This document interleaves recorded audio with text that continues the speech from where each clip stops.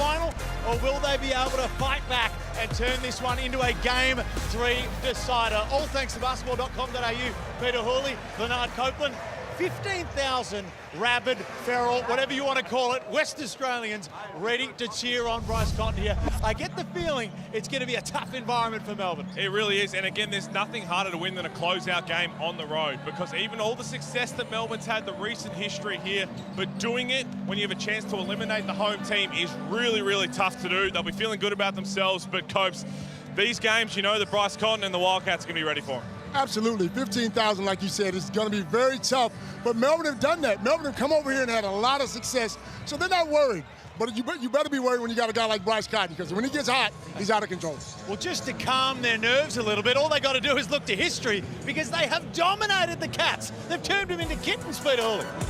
Well, you look at them in the season head-to-head, we know what's happened in the last 5 seasons at RAC Arena. So the Wildcats, that win came on a buzzer beater. Their last win before that also came on a buzzer beater. That's how hard it has been when they've welcomed Melbourne United into town. They seem to nail this road trip. But all that history, again, to do it that many times, it is a little bit harder than just rolling out the balls and saying, hey, Melbourne, you've won here before, do it again. But listen to me. Perth were in the game up until the end of the third quarter, so they got a chance. They know what they're doing. They're at home. This crowd gets going. There's nothing like it. I've been here 3 times in the last week. I feel like I live in Perth, man. Oh, we saw the damage that you used to do at Challenge Stadium, Leonard. We know you're an enemy of the state in here for what you used to do, but another enemy, and he's been an enemy even since his last outing, is Chris Goulding, record-breaking 10 threes. The only others to do that in the finals, well, they're in the building tonight in John Riley and Bryce Cotton. An unbelievable effort, but it leads you to think, was it just individual brilliance from him? Is he able to repeat that? Do Melbourne have any things they need to fix going into this? They always have something to fix. You always want to improve on things, but again, you're going to continue to ride by your captain. He's done this time and time again. This is just what Chris Goulding does, but the most incredible thing, 1, he did this in 24 minutes, but 2, not a single spot-up 3. He's on the move for every single one of these, and that's what makes it even more impressive. Yes, there were some breakdowns, but Chris Goulding is the toughest shot maker we have seen in a very long time. So once he's hit a couple, it doesn't matter if you're sitting on his lap. If he can get the shot off, it has a good chance of going down. That's what you mentioned, Felix. There's some pretty good company, and they're all in this arena tonight. It is unbelievable, the effort. Some people forget, for the younger fans watching, go on to YouTube and search a couple of John Riley highlights, because he is more than a coach. That man was a flat-out bucket right now, but Chris Goulding will be looking to replicate that. But I am very honoured to welcome in, which I believe in a pre-game first in the NBL, to welcome in an owner of the team, and not just any owner, one of the more unusual owners, the more vocal owners that we've seen in the history of this league. Mark Arena, the owner of the Wildcats, welcome in. Thank you very much. One of the more active owners, I would say. I love what you do, by the way, on Twitter. I think we can get more of that from the owners. I want to ask you this. So here we face an elimination game. 2 years ago, when you weren't involved with the Wildcats, you were more of a fan. How do you feel now walking in when you are a massive part of the club? So the difference is actually when they fall over. So when you fall over as a fan, you're like, get up, come on. And now it's like, oh no, I hope they're not injured. So it's a bit different. Look, the Wildcats have such a rich history. When did you become a fan, and who was your favorite player back in the day? So back in the day, I was Ricky Grace. So of course you was going to say that. Yeah, Ricky. and I would actually go, when we were down south on Christmas holidays, would go and do Ricky Grace basketball camps. Oh, nice. So me and my brother did that in Bustleton over a number of years. And yeah, I remember earliest memories are Mike Ellis raising the trophy. Nice. What's the pressure like as an owner? Because, you know, if you're a CEO, you're something, it's almost unique to Australian sport, the owning and privatisation of sports teams. Do you feel that pressure from the fans? Because if the team ain't winning, they're watching you walk the sideline and they're blaming it all on you. Yeah, I think it's different because I feel like we've done all the work now and it's all over to the guy, you know, 5 guys on the court. They're the one that's going to drive it. And so I don't feel pressure on the night. But yeah, after I just took over, there was one guy, I remember in one of the first games, who gave me the evil eyes, and I was like wondering, like, probably don't want me going out there, it'd be even worse. And that was against Melbourne United as well. Yeah. We speak about how great it is to see you vocal online, and everything good, bad and ugly, you're on there, you can always face the music. Now, there are some tweets that I have to talk about. And again, I might have, do you know what, let's change seats while we bring these tweets up. Let's change these tweets, because have a look at this. It's probably, you may as well sit next to it. Felix is basically the boss of the NBL. I can show you can get him back in. And Felix von Nostradamus, and I know there's been a couple about his beard. What? It is. You know what? It's glorious, though. Look at it. I've said for years, we need a truth teller in this league. We need someone who's going to come out here and tell it like it is. And I appreciate you giving me the only possible positive tweets that I've received in the last 3 years, Mark. So thank you very much. Somebody has to do it. That's it. Thank you. Hey, now, Mark, since you bought the team, is there anything you changed about the NBL or the team? I'll just say the biggest thing we focus on is the new training centre. So we've got bipartisan support for funding for a new training centre out at Warwick, so north of Perth. I thought that was the most frustrating thing taken on. You know, we really need to professionalise that, and I'm happy that both sides have decided to support that. We love absolutely everything you're doing. Again, I want to see more of it. I love to see you online. I also am very proud of my beard. Yeah. So if you could give me... It's not as good as his, I'm sorry. Yeah, you know what? We just found out you're a panel member. No, Mark. That would take me like 2 years to grow, I think. It will. I'll tell you what. What are we working on the timepiece here? Oh, it starts with an R, it rhymes with Olex, and I'll tell you what, it's way out of our pay grade there as well. If you want a fake one, you can get one right there. Mark, thank you very much. Good luck in this game, and I'll tell you what, as a neutral supporter, we hope for a game 3, so he wants you to get. Thanks very much, guys, and thanks for everything you guys do as well. Thank you. Thanks Well, there's plenty going RAC Arena. 15,000 in the building. Will it be a farewell game for Bryce Cotton, or is he going to keep this thing rolling and do little? Put a shirt on, my man. Let's get this thing rolling. Tip off, not far away. Chris Golding, 10 threes last time. Does he want to just push it out to 20? You never know. Tip off, not far away.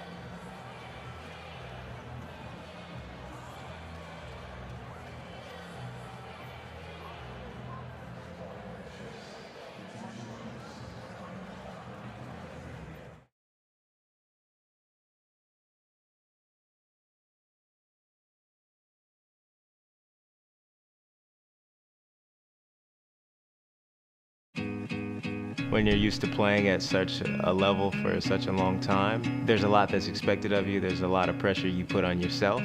So I kind of forgot why I played the game, how much I loved the game, and when it was momentarily taken from me and having to be sidelined, I remembered how much I love basketball, and as a result, my play followed right after that. There's Bryce. Oh, one way then the other. And they've got the human front throw.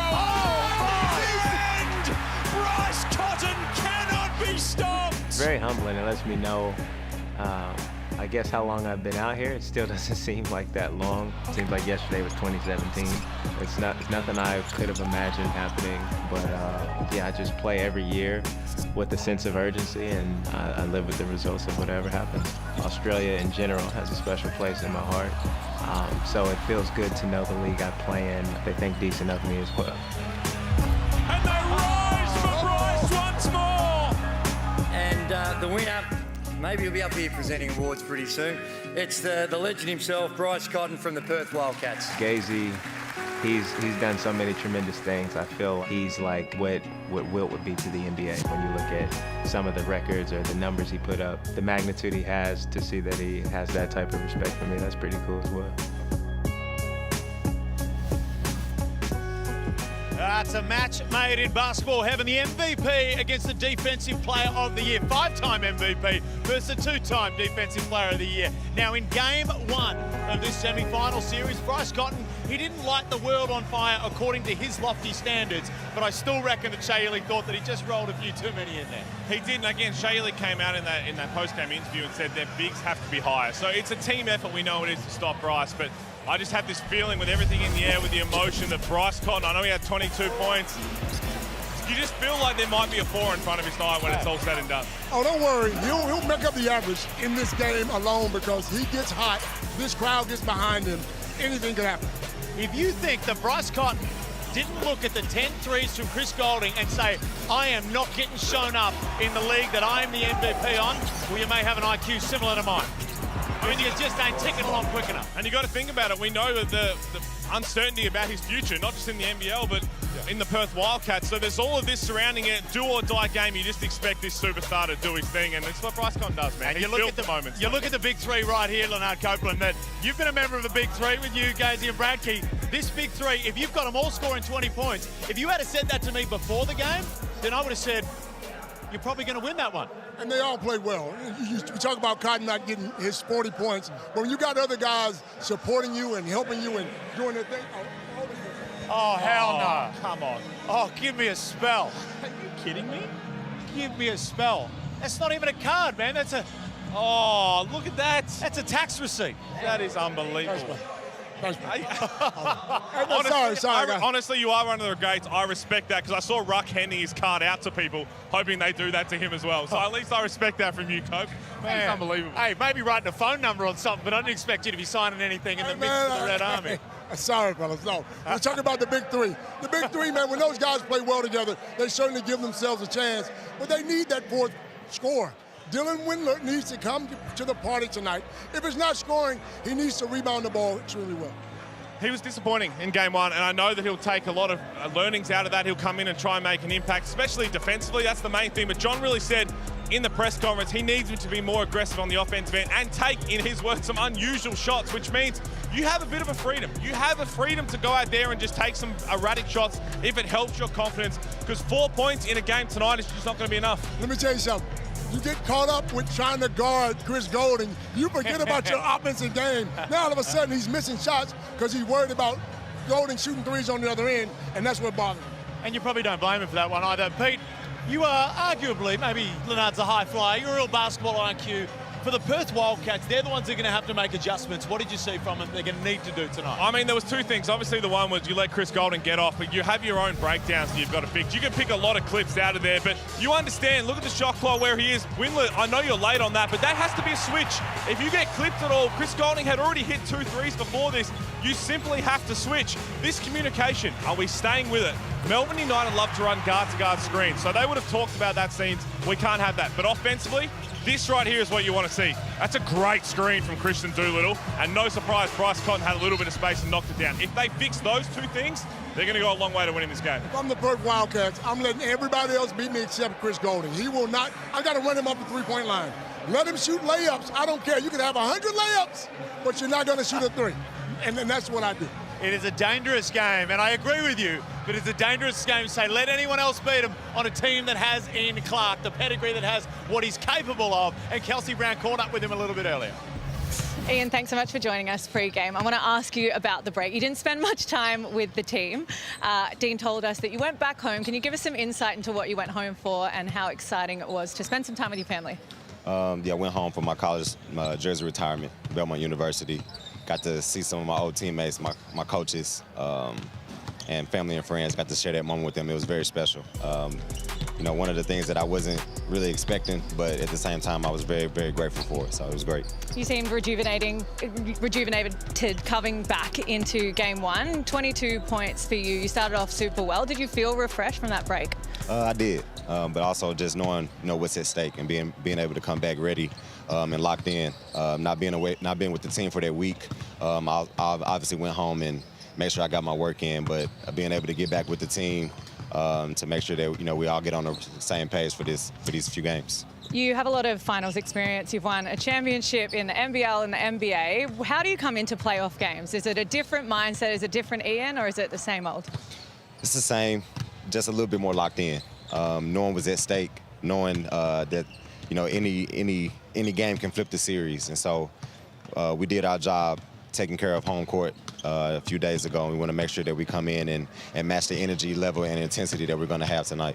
Lastly, I want to ask you about Chris Goulding. In the presser, he said he loves seeing you go out there and score buckets. How do you feel watching him do what he did the other night? It's the same effect. You know, when he gets hot, he gets locked in. He's such a competitor, and I think it's a domino effect with everybody else when we see how locked in he is, not only offensively but defensively. But everybody sees his shots going in, and I think it's contagious for us. It helps our energy and it keeps us going. We can't wait to see what you do tonight. Thank you. Thank you. Call me an angry old man, but he came out and played very well in game one. But if he didn't play well and he'd gone on a little vacation back to the States, no matter how important for a jersey retirement, am I out of line here? Yes, you're out of line, bro. Yeah. You know why? You know why? Because he's the ultimate professional. Anybody that accepts that role, remember, he won a championship in the NBA. He comes out here, he's coming off the bench. Most guys, including myself, that's a hard role to accept. Coming off the bench, I know, Pete, you've been adamant about coming off the bench. But that's hard, man. He's won an NBA championship, but he got the job done. 16 points in the second quarter. He was unstoppable. His teammates are all for it as well, by the way. So they were just saying, you know what, if his teammates said we don't like it or the timing of it, maybe he wouldn't do it. But he was enormous. And you just have the sense that how much effort's going to go into Chris Goulding from Perth Wildcats. Ian Clark's going to have to be even more aggressive than he was. We've seen it, but I love when he's in attack mode like this. He's such a smooth operator. We forget that he's been on numerous different teams. He just seems like he's been at Melbourne United for the last few, and good things happen with the ball in his hands. They're going to need him to step up. And we say it with quite a lot of guys, but he is a high-character teammate. You will not hear a bad word about Ian Clark off the word, but someone else you won't hear a bad word about. How smooth was that? Kelsey Brown welcoming the resident news hound, Olgun Ulick. Watch out, there is a new one in town. Kelsey, a little wrap-up from last night. Yes, a little wrap-up from last night. And a shout-out to Olgun. Sometimes I do call him still for some news. Last night, so Hawks hosted the Phoenix. We all saw it happen. Hawks walk away 1-0 in that series so far. But it was a monster third term. 32-12, the Hawks got it done. Led by none other than Trey Cal and Tyler Harvey. 24 points apiece there. 10 rebounds for Trey Cal as well. They were both absolutely huge, and they really pulled the Hawks over the line. Leonard, what did you make of their performances? You know what I like about this? 37 minutes and 35 minutes. You let your superstars play. You give them the minutes. They're big guards. They've been producing all year long. I love what they brought. They were so fun to watch, but the rebounding, that was the process of, well, with Jordan Hunter going out. But Trey Cal, he was aggressive hunting those rebounds. They're the backbone of that team. If they don't play well, the Hawks normally struggle, but one of them normally fires. They both did. The other side of things was the Phoenix. Derek Walton Jr., he got absolutely going. He was the story at halftime. You guys spoke about it. He was on track, maybe for a record for those assists. 9 assists at halftime. But then the story of the game, and you guys said it on social media, was Matt Hurt. I'm a massive fan of Matt Hurt. I've said it all year, but it was the walk-off, the no handshake. Pete, I know you want to have a discussion around this. Oh, yeah. Well, I do. I mean, firstly, there's two parts of it, right? So we have another look at the vision here after the game with Matt Hurt. He was straight to the locker room. We saw it. He was frustrated. If he had his time again, would he like to handle that better? Absolutely. You know he would absolutely want to handle that better. But the other side of it is, I've been saying this for the last few seasons, we don't need handshakes after each game of the series. You do it at the end of the series. There's nothing about sportsmanship. It's all love. You're just in that battle right now with your team. I think that he'll learn from it. But as coach, you understand his frustration. He had 6 shots. If you have 6 shots, you'd be leaving before the end of the game. I might have walked out of the state. I would have left. I would have gone. I would have gone. Hey, I'm telling you, though, that had nothing to do with the handshake line. That's right. We can almost guarantee you, and I reckon rightly so, I'll defend him on that. You cannot have Matt Hurt end that game. No with way. 6 You shots. got to get him the ball. He's carried you all year long. You got to get him the ball every quarter and let him go to work. Now, Kelsey, Leonard, he was out of line, I reckon, all week saying he reckons that Ty Webster was faking the injury after a turnover. Is that true? No, and that's what I wanted to touch on, because I think there is a little sneaky in here as well. I was sure that Ty Webster was down and out. From what I saw on the sideline, I thought this man is done for especially Saturday, but definitely the rest of the series. Miraculous recovery. Ty Webster is back in the lineup tonight. From all reports, he's ready to go. Leonard, you watched him warm up, and you said there was absolutely nothing wrong. Hey, turnovers can cause injuries, bro. He's fine. He'll be ready to play well. Hey, he knows about that. Oh, yeah, I don't know. I've had a couple of fake hamstrings to get down to the Gold Coast before. We know that for sure. We're here all thanks to basketball.com.au. We'll see you on the other side of the break.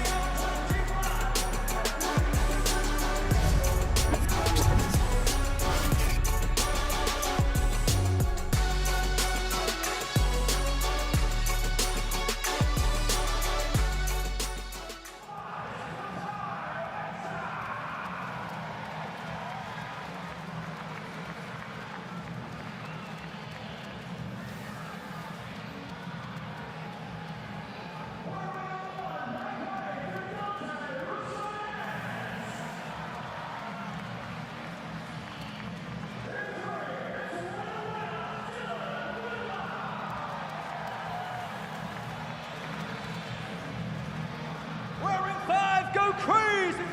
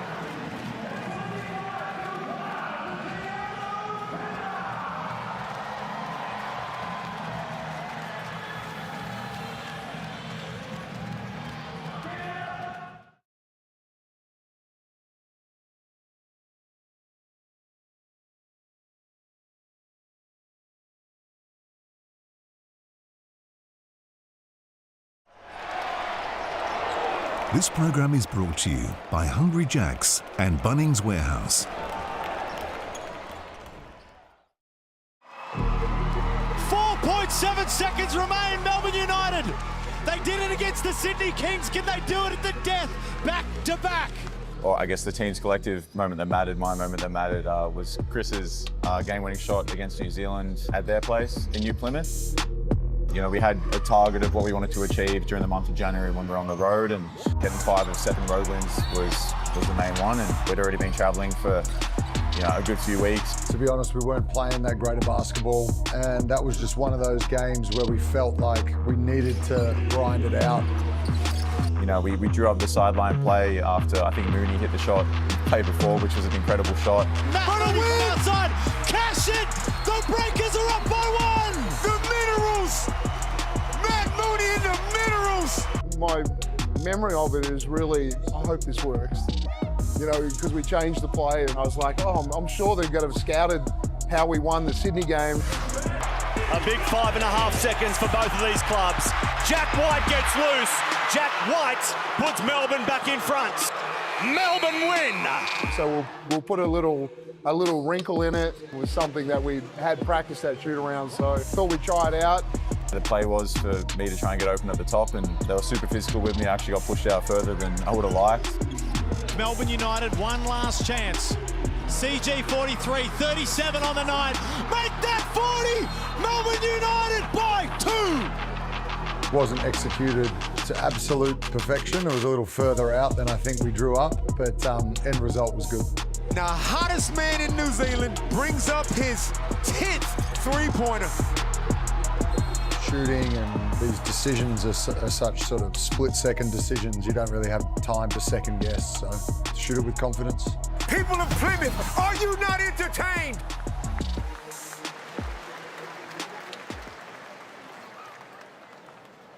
Australians, oh, let us rejoice, for we are one and free.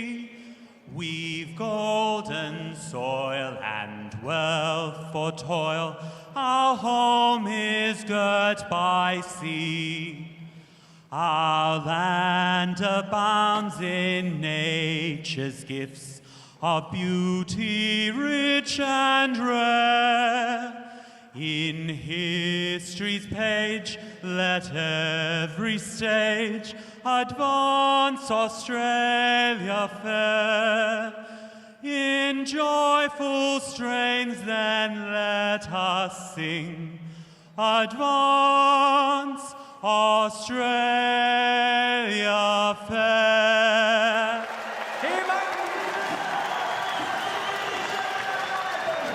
Beautifully sung anthem there, Alexander Sikosta with a beautiful velvet jacket as well, which I push for. And I think I'm going to have to speak to Mark Scuderi at Men's Club and get one of them for next year. But there's a lot of key matchups across the board. Of course, the big one being Bryce Cotton and Shea Ili. Where are you looking, Leonard, across the board for you? Well, look, those two guys are obviously the superstars, all right? But there's other guys on this team that you probably need to look at. I think Windler has to get going. You got to get him going, and you have to get the other guys on the team going, because if you don't, there's a problem. But look, Pender attacks low. Once he attacks low, makes some of those shots. When he makes some of those shots, it's a different result. And again, they really went at Rob Lowe. So Dean Bigman had to go to Marcus Lee very early, so it's going to be on Rob Lowe to stay out of foul trouble, stay in front, because I like an aggressive counter. Pinder has to do that again. Certainly. Pete, where are you playing? Christian Doolittle and Jack White for me, because I think there's going to be a lot of emphasis once again on Cotton, a lot of emphasis down the other end on Chris Golding, but Jack White looked exceptional in the second half, and I love how aggressive Doolittle was throughout. Gets to his spots. He missed a lot of shots that he'd normally make, but this is a game set up for two power forwards to have a big impact. I've never seen a man warming up shirtless. Hey, if I look like Christian Doolittle, I'd do it as well. That's his thing. Okay, the world-famous coaches' whiteboards, which I've heard rumour that the coaches sit back there and watch the broadcast because you guys are such great basketball minds and steal it straight off the broadcast. Where are you going, Leonard? You kick it off. You're always first. I'm up first. All right. Oh, here we go. Test the vision. I'm John Riley. I'm going to run. I got to run Chris Golding and Clark off the three-point line. Get those guys shooting layups rather than threes. That's going to save you a bunch of points.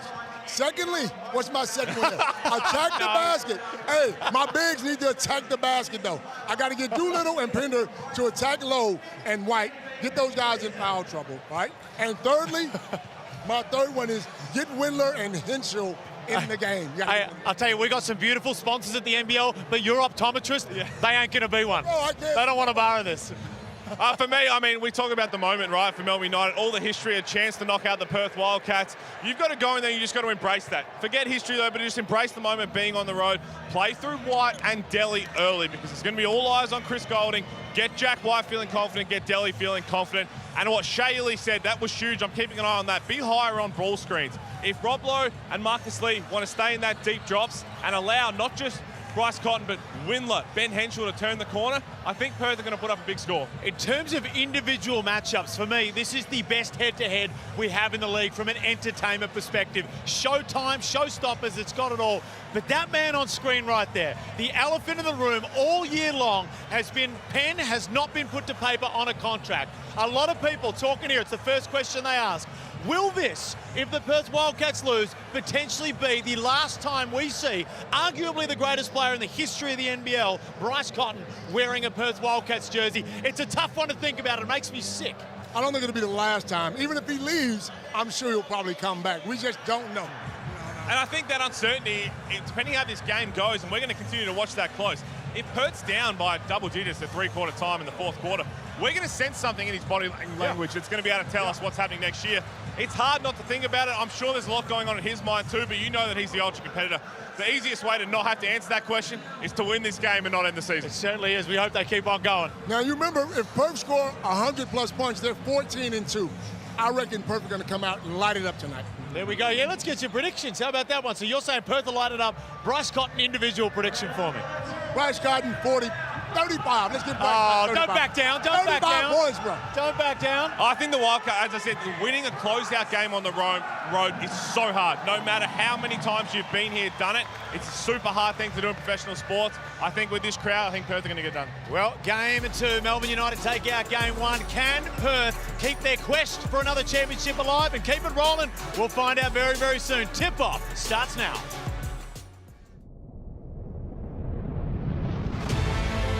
Golding back into the game. Got to get him going. Seems he's got a sense of the moment. Golding stepping back. You just cannot do that. Chris Golding throwing flames in game 1. You out of your mind, Chris. This is why you can't be messing around. Golding again. Huge. Over the top of the 5-time MVP. 9 made threes for the night. He's burning Perth again. Golding turns the corner. Bright lights, big city. Chris Golding explodes. They've ticked the first box, game 1, off an absolute masterclass from Chris Golding. Hello folks, welcome to the Hungry Jacks NBL Final Series, and it's a nervous Red Army for Game 2 at RAC Arena. The Cats got skinned by United's Chris Golding on Thursday. Can Bryce Cotton force this series to a third and decider? The big names are here, and we are ready to rumble in the jungle. It's Cotton and Golding, it's the Wildcats up against United here in Perth. Lockie Reedy commentary alongside Derek Rucker. Great to have you here, Ruck. And Damien Martin, I'll start with you.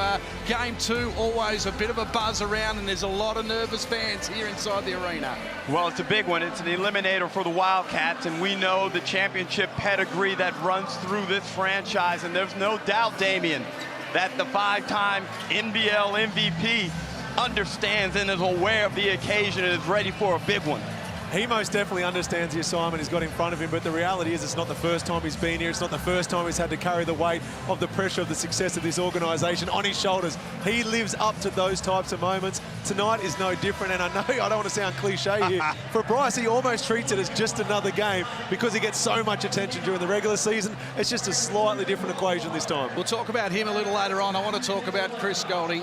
What a magnificent performance. 41 points, 10 of 17 from the three-point line, 9 of those three-pointers coming in the second half, and in particular after he stormed off the court. He got his third foul. We thought this could be over for Chris. He lost the plot. He spat the dummy. He went off the court, and the result was just one of the most amazing second halves you'll ever see. Defining moment, as you watch on your screen there, that's when he picked up his third foul, trying to run through a Jesse Wagstaff pin-down screen, and he did. He stormed off. He was frustrated. This is right before they went into half-time, and it's easy to talk about the players who have hurt you in the first 20 minutes when you go into the locker room if you're a Perth Wildcats player. The reality is Chris Golding hadn't hurt them in the first 30, but he's the type of player who does not like to let his teammates down, and he would have felt like he had disappointed his teammates with his performances. He was always going to come out with a point to prove, and I wish the Wildcats had said, you know what, we're going to have someone else other than Chris Golding hurt us in this second half. Let's do whatever it takes to not allow him to touch the ball, let alone to get the open looks like you're seeing right here on your screen. It's too late when he gets his eye in to start contesting. Well, Melbourne United did run good stuff and good action, and Dellavedova and Shea Illy are two of the best in distributing the basketball. But Golding, once he gets a good look or once his emotions come into the game, that's when he's most deadly, Lockie. Well, we'll see whether he can repeat the performance, and if he does, United will be through to the grand final. But this man will have a say. Bryce Cotton, the MVP, a 5-time MVP, might I might just say. But he has a little shadow following him, Ruck, in Shea Illy, who does a magnificent job every time he comes out onto the court. Well, Shea Illy is climbing the all-time rankings as great individual defenders, and he is the backbone of this Melbourne United defensive team. He contributes to winning in a profound way, and I didn't think his defensive performance was spectacular the other night against Bryce, but he was able to minimize Bryce's opportunities, but Bryce was still able to go 8 for 12, so this is going to be really thrilling to see how they shape up against each other in this one. So it's Golding and Cotton, but there are some other performers out there on the court. There's some other actors that we're looking forward to seeing, and two that really stood up. Their numbers look great, but maybe they need a little bit more from Pinder and Doolittle. 24 and 11 for Pinder, 22 and 9 for Doolittle. Well, such is the amount of attention that Bryce Cotton warrants. Then you're going to see KP, you're going to see Christian Doolittle play one-on-one basketball. So yes, they're big numbers, but the reality is these two guys are so hard to stop in a one-on-one situation. I actually want to see them drop about 55 points at 50% from the field goal tonight, because they're going to have plenty of opportunities, such as the way Melbourne target Bryce and say, who else can beat us? Well, Damien, I didn't feel there was anybody on Melbourne United that could stop Doolittle and Pinder in a one-on-one matchup, but there's a third person that's going to have to take up the slack, and that's Dylan Windler. He needs to come strong this evening. Yeah, Jesse Wagstaff, of course, the best plus and minus in the competition.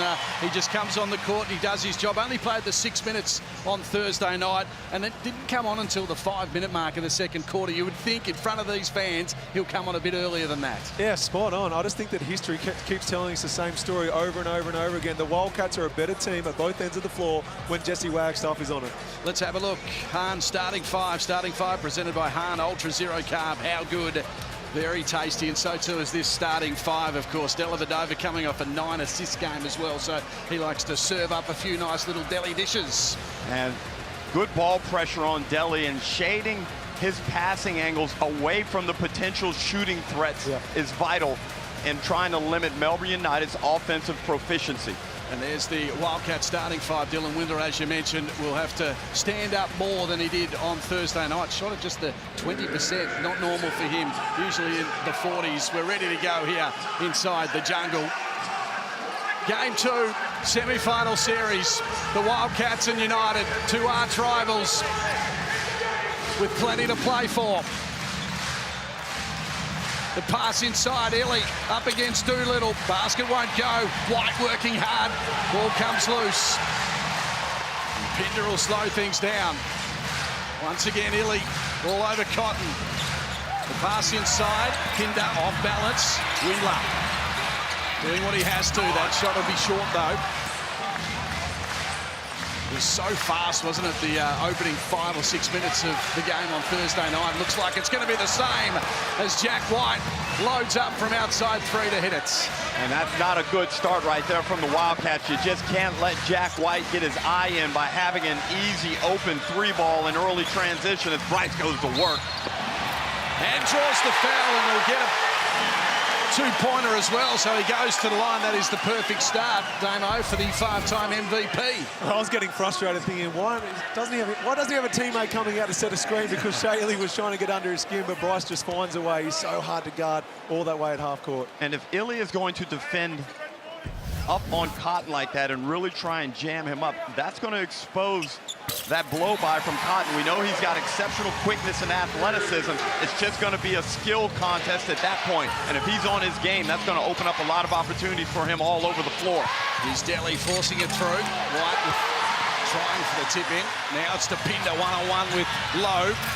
With the finger roller, doesn't go. Did you know that Bryce Cotton did not take a shot in the 4th term on Thursday night? As another shot goes up, and Chris Goulding starts his night off with a 3. How amazing is that? Bryce did not shoot in the 4th term on Thursday night. As Pinder head towards the basket, he's got a foul as well, or drawn a foul. And John really irate that Chris Goulding was allowed to get that open look in transition. You've got to find him at the halfway stripe, Damo.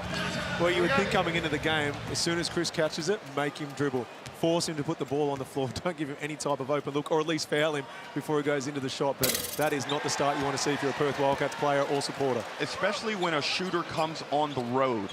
Now, Chris has amazing radar, but it takes every shooter a moment to calibrate that radar. But one of the quickest ways to get it locked in is to get an open look in transition. He got an open look early in his game too on Thursday. Within 7 seconds, Goulding was shooting for 3, so they've got a lot of work to do, the Cats. Out wide as well. Lowe's pretty handy from long range. That time it won't drop. 2 points the margin here. Pass to Doolittle, a little sloppy. Here's Henschel with an early touch. Pinder hesitates, then settles, and it's an air ball from him.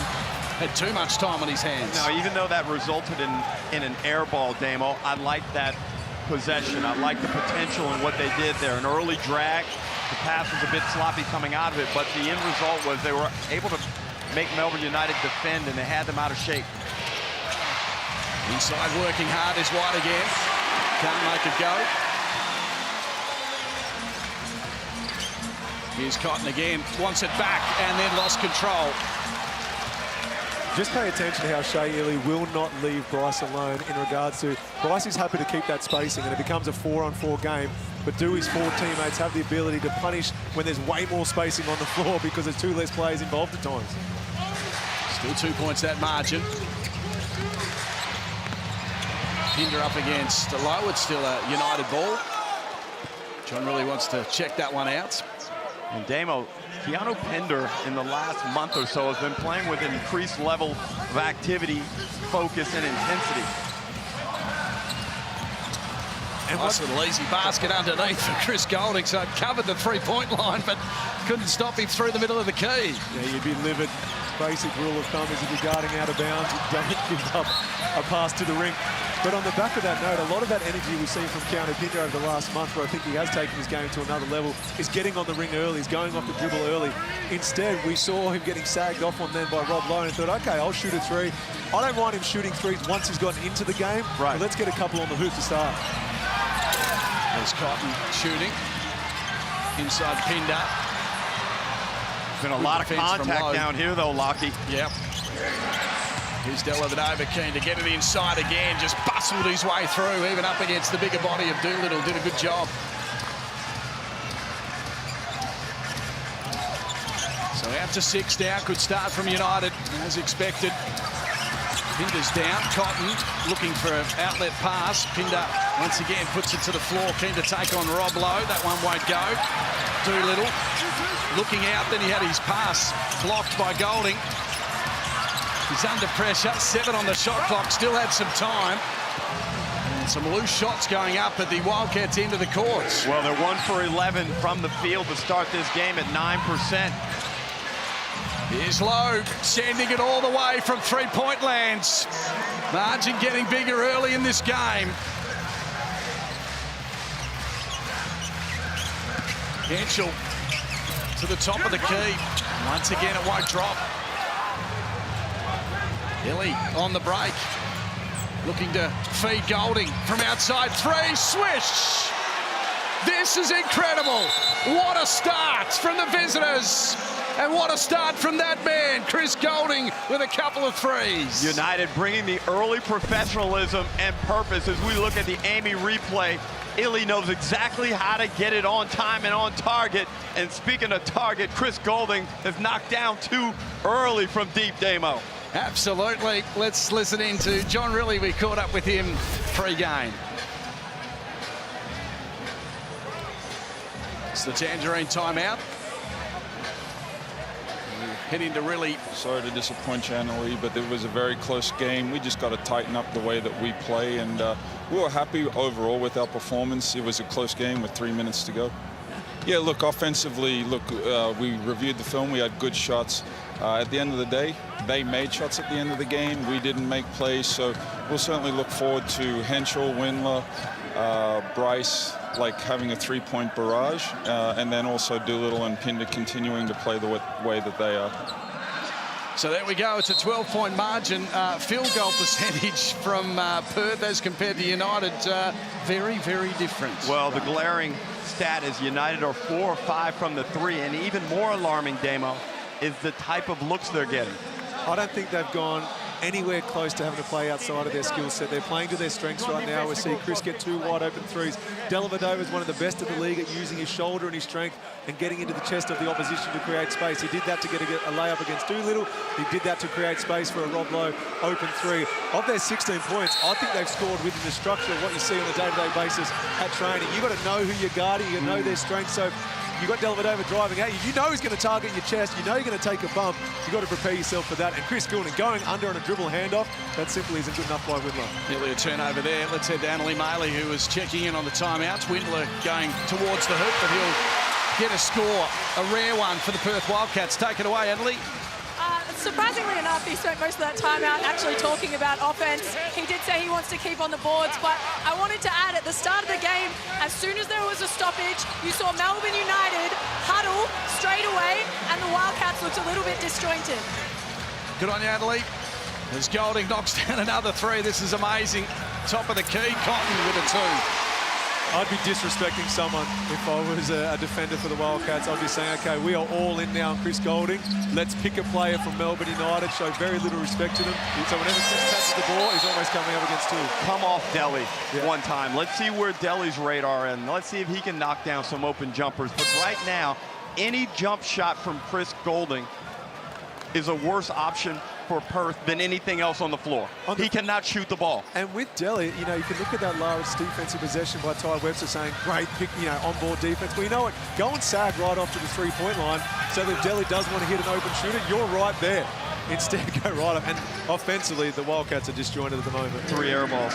11 points for Chris Golding at the moment, shooting 100%. Here's Clark, also can be dangerous. That one will go in off the glass.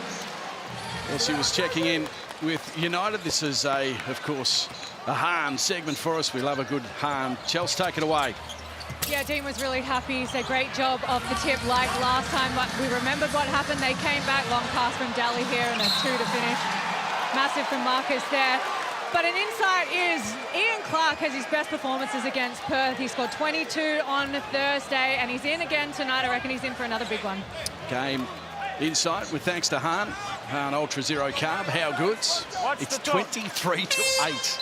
Well, Lockie, you're seeing in real time the impact of having an elite shooter on your team and the destruction it can cause in a team's defense. And Perth are not a great defensive team to start with, but now it's really falling apart. Well, I think it's the combination, having an elite shooter, but also potentially the smartest basketball player in the league. Dellavedova is having a field day right now. And we've got a challenge on our hands right now with the hands foul on Cotton. We've got Dellavedova on 6 assists already in the game. So it's Golding with 11. We'll take a look here.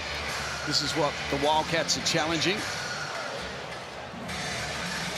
We've got the 2 lead. Hard to see from that side. We'll have a look. This is going to be a better angle.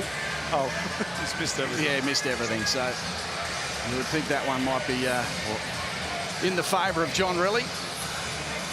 Or was there a little bit there? It's hard to see there, wasn't it? That's... Well, Damo, I know you've been watching the games, and I'm sure you have some insight on these Amy coaches' challenges and how they have been resolved. They have not been favorable. They have not been favourable, and my predictions have not been great. So whilst I'm saying this one with confidence, it's not the first time if it goes on to be. There we go, we got one. It is successful. Something for the Wildcats fans to cheer about.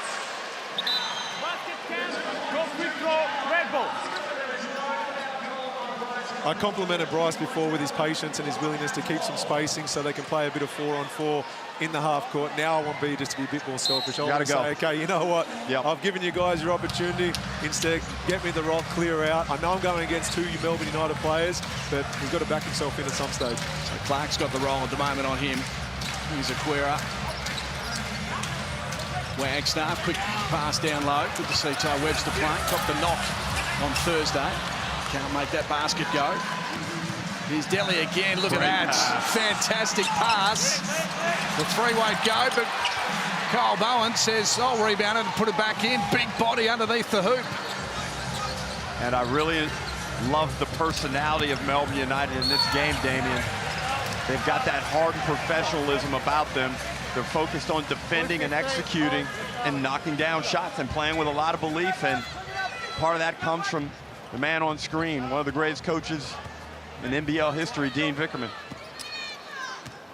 So here's the NBL Finals series. We're loving, enjoying that. And of course, predict the perfect NBL 25 bracket. Your chance to win a jersey signed by the NBL 25 champions or an NBL stored jersey. Head to nbl.com.au/win or scan the code. That is the QR codes.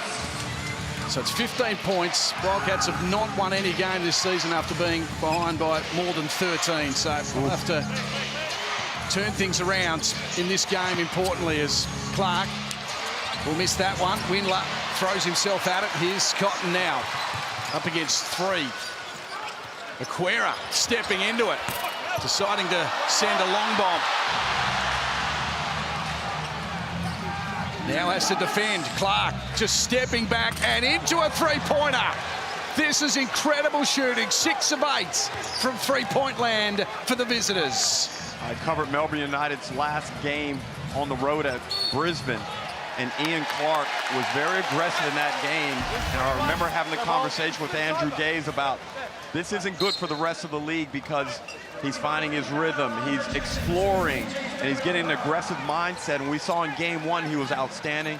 And again, off the bench tonight, he's off to a really good start with 5 points. 18 points that margin. Almansa to Cotton. Lost possession on the break. Clark, Windlap coming from behind. Clark measured it nicely. Another one in off the glass. We've still got 3 minutes remaining. They've hit 30 already, Damien Martin. Well, it's time to have the Wildcats boys look each other in the eye and be open and honest with each other. Are they going to stand for this on a one-on-one defensive assignment every single time down the floor? Are they willing to do whatever it takes to get some stops? They've got to get some stops so they can get out and run. And then on the flip side, get the looks they want. It doesn't have to be option A within their offensive structure, but at least B or C, something they've trained. Here's Clark again, taking over from Golding, who's having a rest after his 11-point start to the term. Lee backing in on Almansa. Shaili now, lobbing it inside to Lee, who finds an easy slam dunk. I've said this a million times. I'm a big believer in know your role, embrace it, do it to the best of your ability. You want to see that showcase, pay attention to every single player in Melbourne United. They're all playing to their strengths, they're playing for each other. They're sticking within what they're expected to do for their teammates and for Dean. You're right, and it's a team identity, and then knowing your role in supporting that identity and personality and playing on brand. Yeah.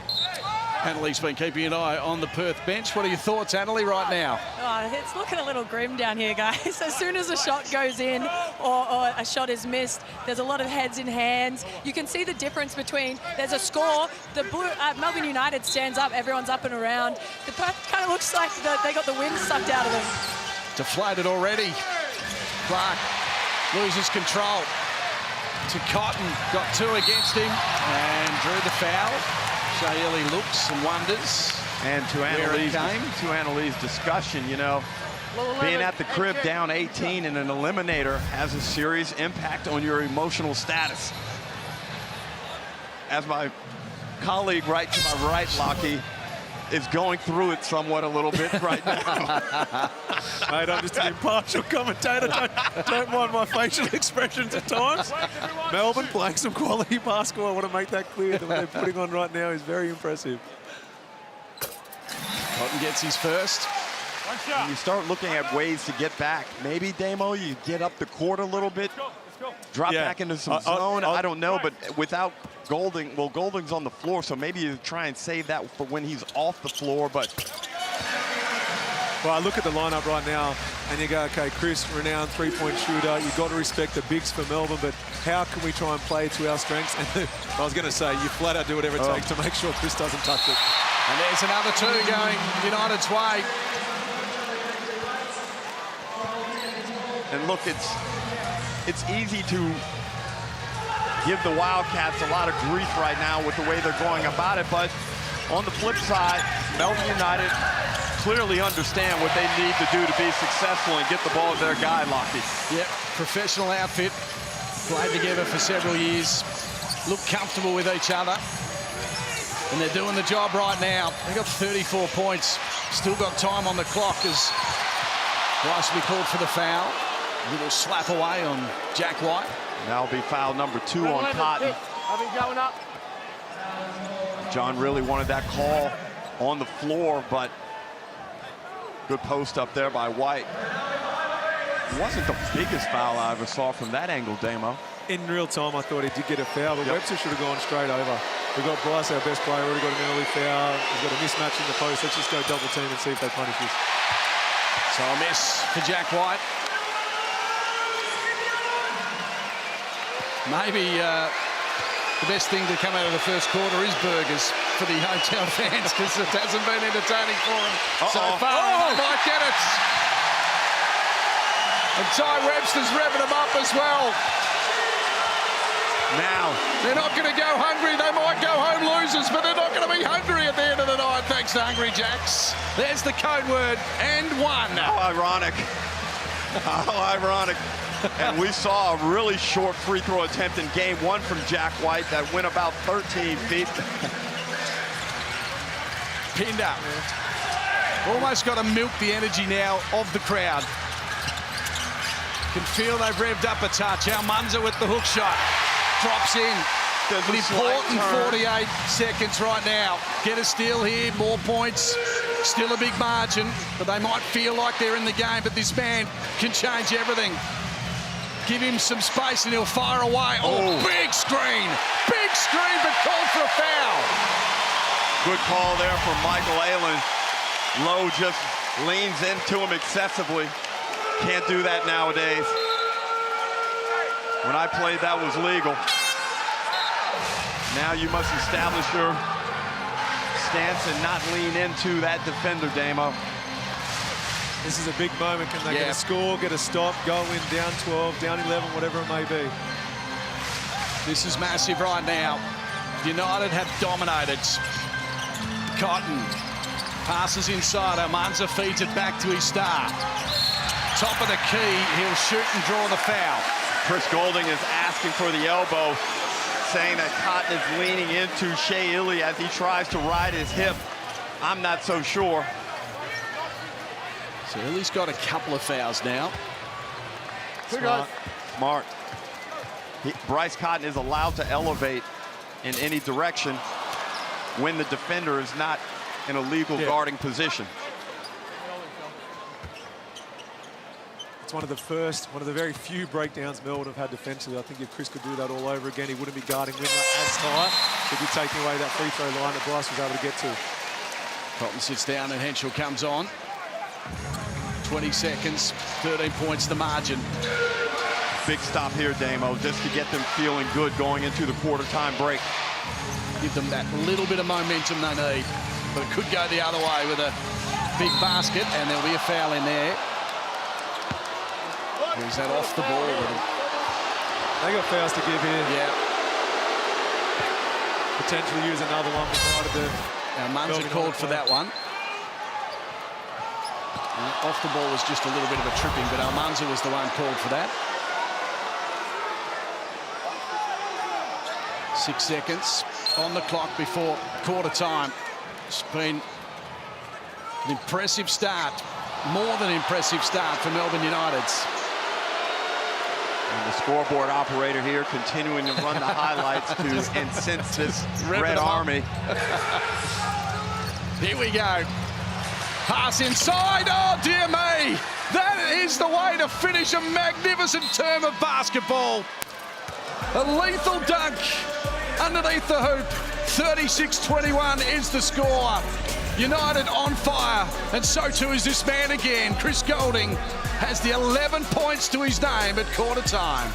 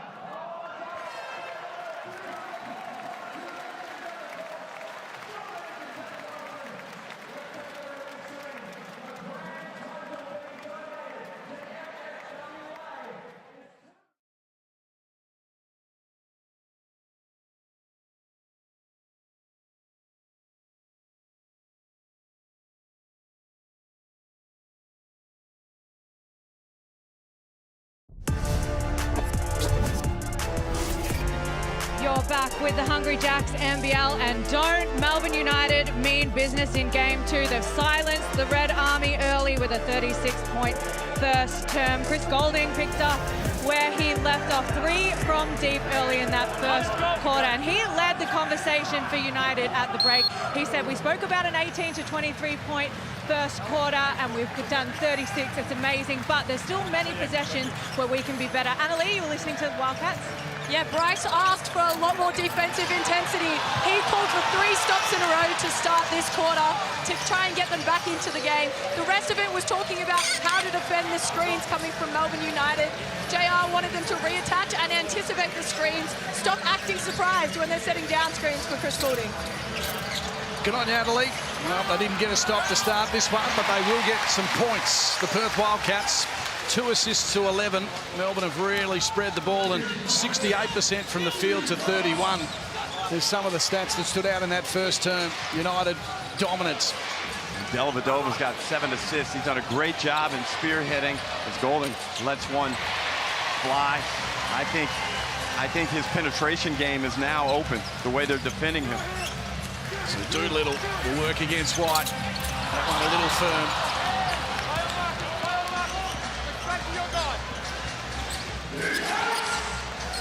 Still 15 points and a defensive foul. Offense. Foul on Lee. Target the guy. You pop, you stop, and then you kill, you clean it. That's 2 screening ones for us, 1. Couple of screening fouls, as Dean Vickerman mentioned. Only the first for Lee. No troubles there. Cotton to Pinder. Now to Henschel. Back to Pinder. It's slow ball movement at the moment, and that Pinder miss sort of sums up the night for him. Well, he's now 0 of 5. Yeah. After taking 20-plus shots in Game 1. Not that I'm knocking him for the volume of shots, because he had opportunities, but he just hasn't been able to finish. Some good work in getting to the shot. I'll correct myself, he's now 0 of 6. Yeah. 8 of 27 as a team. And there's not a whole lot of ball movement where they're working for him to get an easier look. It's a lot of isolation basketball. I'd love to see he and Bryce Cotton involved in some 2-man game and see Chris Goulding continuing where he left off in the first quarter. Far too easy at the moment for Melbourne United. Professional outfit putting the Wildcats to the sword as Windler runs into a little bit of trouble. Pinned up, maybe from outside will load up, and does. Maybe there's some confidence for Keanu. We're 2 minutes into this second quarter, and that's 2 minutes Shea Ely hasn't been on the floor, and 2 minutes where we haven't seen Bryce Cotton with ball in hand. You've got to try and capitalise when the best defender is off the floor. So Delhi will pass it inside again. He went with the one hand on that occasion. Couldn't finish it, Marcus Lee. Dellavedova continuing to add to his assist tally. Here's Doolittle. Windler needs to start his role with a 3. And a couple of important points for the Cats, maybe giving them some confidence. There's a long way to come back, though. 40 plays 29. Well, they've certainly done a good job, because Melbourne's biggest lead was 20 points at 30-10. So it's been a 19-10 run since that time. And it looks like the Wildcats are settled into their style of play. Still a bit of concern, but at least they've reduced that margin by 50%. Well, pre-game, Kelsey was working really hard. This time she caught up with Matthew Dellavedova. For Dean, what were the main takeouts from Game 1? Were there things to clean up on? Yeah, I mean, there's always things to improve on. They beat us on the second chance points. That's a big focus. They got a couple big offensive rebounds and loose balls just to kind of keep things ticking over when it felt like we were a chance at separating. So we really want to focus on that tonight. There he goes. Delhi's already got the 8 assists. He's just playing his role to perfection. Just the 2 points. Doesn't matter, though, when you've got Goulding on 13 and a good spread of Lee, Clark on 8 and 7. And then for the Perth Wildcats, Windler has 7 and 8 for Bryce Cotton. It's 40-29, 11 points the margin. And I liked that last possession, Damo, where Windler and Doolittle got into a little 2-man game. Doolittle actually had the opportunity to exploit the smaller defender, but he made the nice pass to Windler, who knocked down the three. Let's go to Kelsey courtside. As Windler come off his foot. Sorry, Kels, take it away now as there's a pause in the game. No, you're all right. It's I want to talk about that Daly interview. I asked him what it's like to get Chris Goulding on a heater. What does he see when he's coming down the court? He had 9 assists in the game on Thursday, as you spoke about, 8 already. And he said, we just go through the playbook, try and get him better and better looks. He's like, I'm the playmaker. I've just got to get him where he needs to go. So he knows his role. Certainly does. There's Jack White loads up for 3 as well, so don't worry about just guarding Chris Goulding. White decides he can land the long bombs as well. He's got 6 to his name. Windler to Doolittle, the pass inside. Pinder was turning his back. And it goes out of courts. 14 points the margin.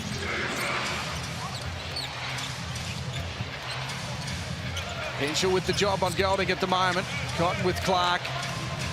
Pinder running around with Lee as he sets some screens. Clark doesn't make it go. Pinder will keep it to his team's advantage. As Cotton as well, he looks back towards Pinder. Tempted, decided against it. Very stationary. Yeah. There's a lot of standing around, and it's in slow motion at the moment. Another missed shot. You can hear the groans from the fans.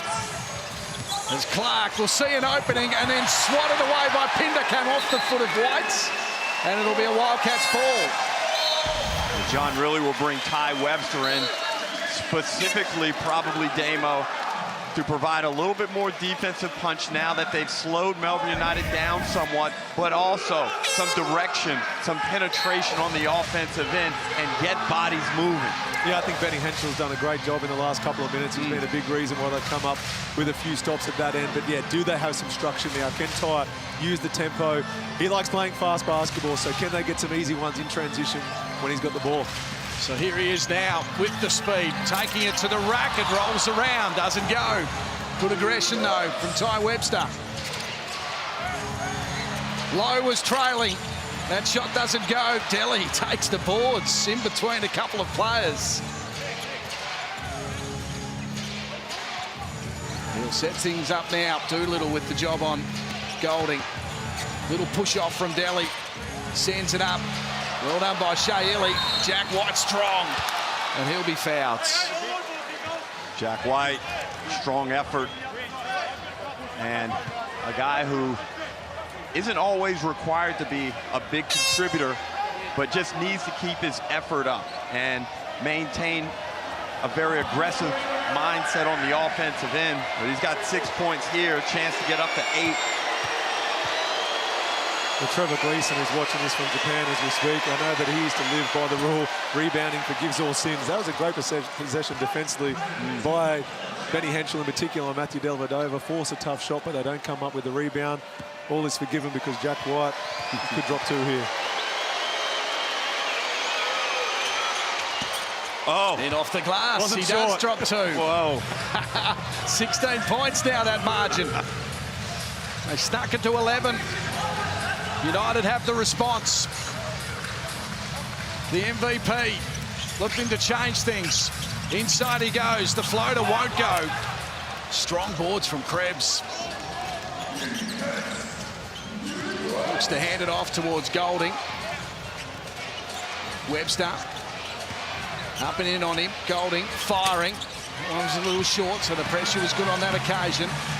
Henshall keen to get it to his champion, but Ili was jumping high. He nearly pulled off one of the great steals of all time. That was superbly read, just couldn't keep his balance. Look at that, that's magnificent athleticism. Just came off the foot in the ends.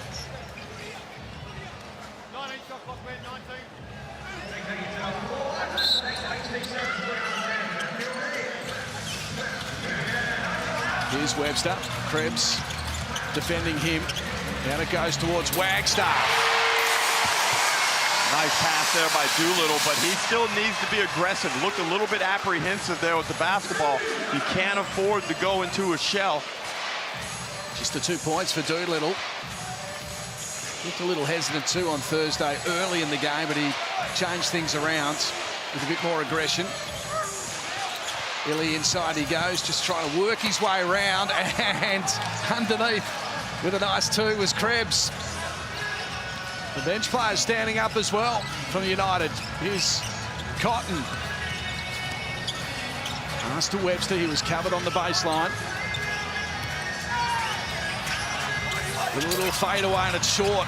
Two little dives for it, but Krebs and other boards. And Damo, I don't know if I'm a victim of decades of historical greatness and unbelievable comebacks as Rob Lowe finishes, but I keep feeling that there's a run coming from the Wildcats.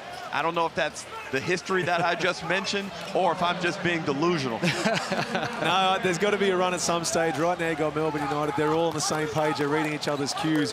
Whereas watching Perth actually made me think of a story that's happened recently. Like, they're not on the same page. They're not reading each other's cues. And I remember my wife, Brittany, recently, she woke up after a dream and she said, last night I dreamt about my upcoming birthday, that I got a necklace, a bracelet and a watch. And I said, oh, don't worry, don't worry.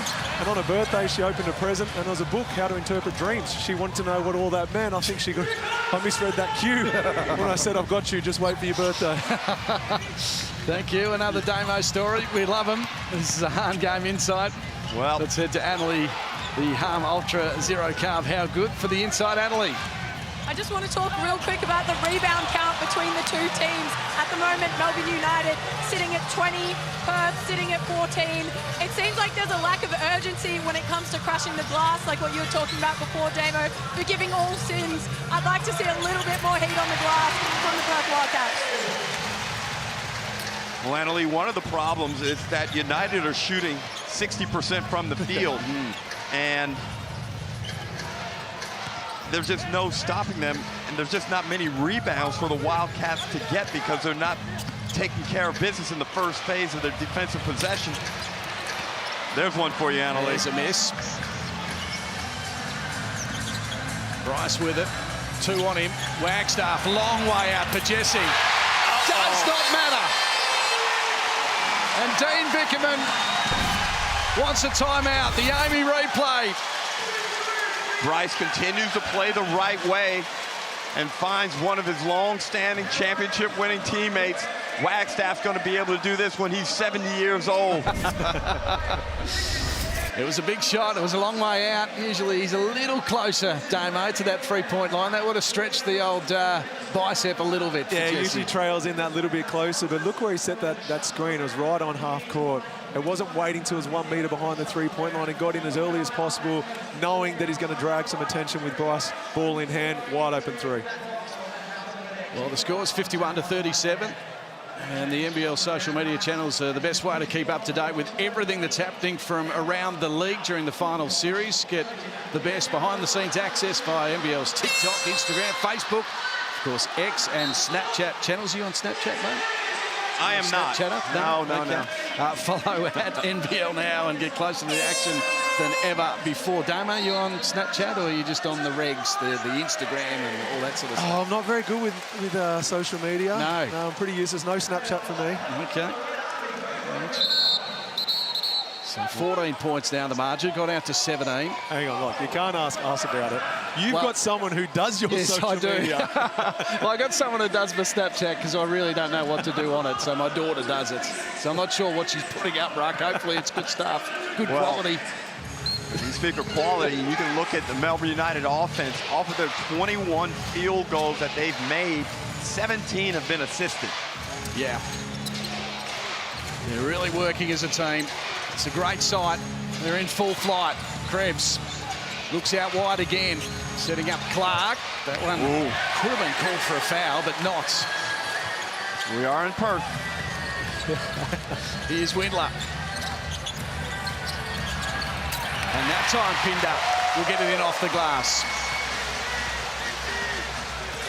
If they get it down to single figures going into the break, I will think they'll be feeling pretty good. Delhi, wow. John really not happy with that call. Did he go up through the rim, Damo? I think he touched the net on the way up. Touched the net, yeah. Here it is here.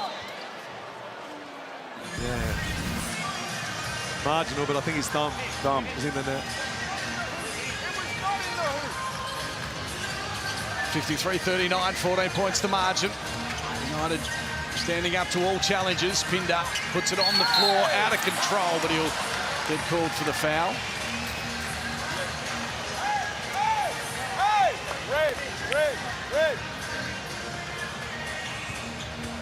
And Pinder continues to attack hard. Plays with so much abandon. He can just harness some of that, increase his skill level in this second half.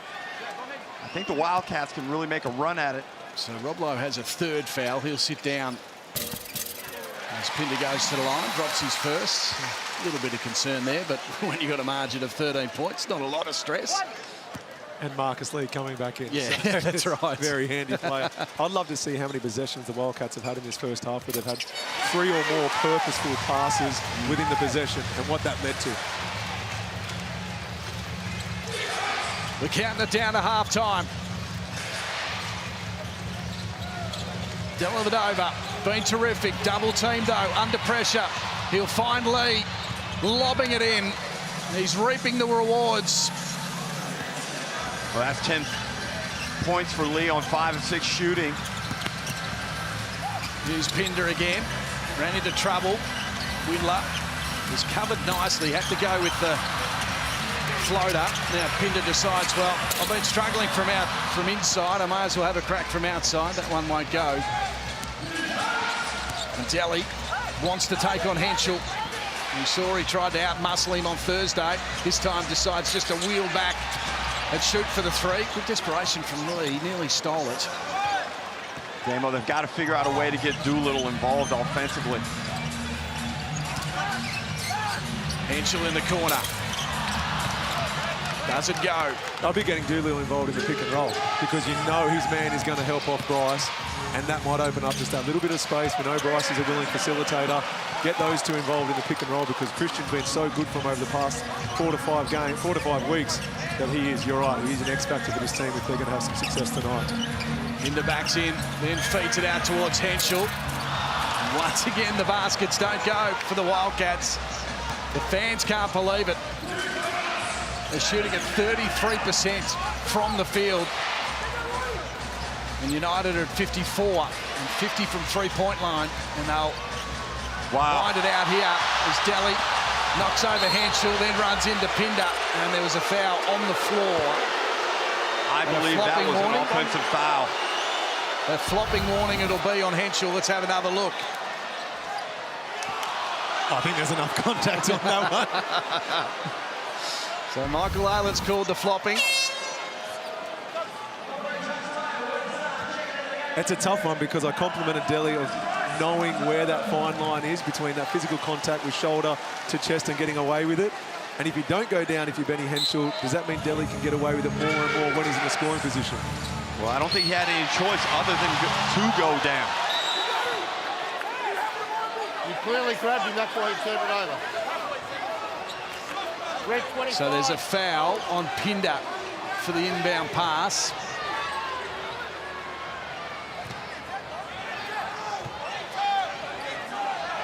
So a bit of confusion at the moment. Dean Vickerman chatting with Michael Aylan.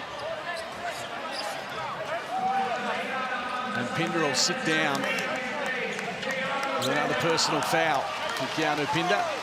Now we know the play Melbourne United like to run from here. You've got away with getting rid of the ball. Now you're swearing at me. Calm down, please. Calm down, please. He's got 3 fouls, and he will sit down. 3 seconds remaining. Great coaching there by Mick Aylan. Golding in the hands this time.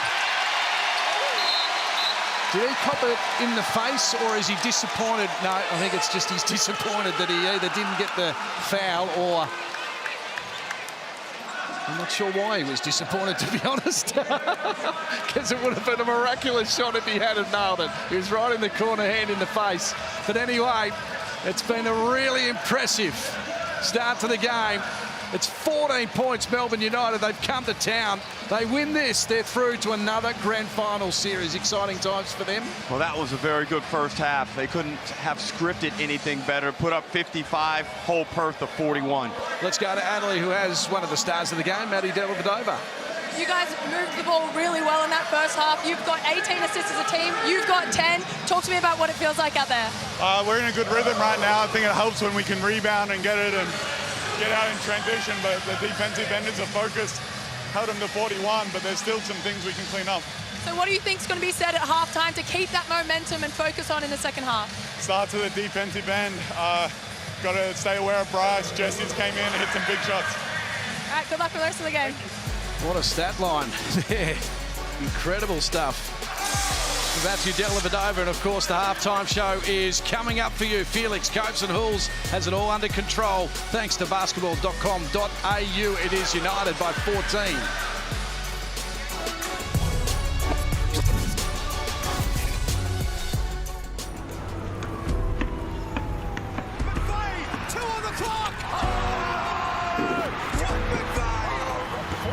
Points, 4 boards for Jesse Wagstaff and an excellent catch. Cotton's up to 39. Kings have had enough. Take your game from the local court to the big time. Step onto an NBL court after the final buzzer. Backing local ballers is just the beginning.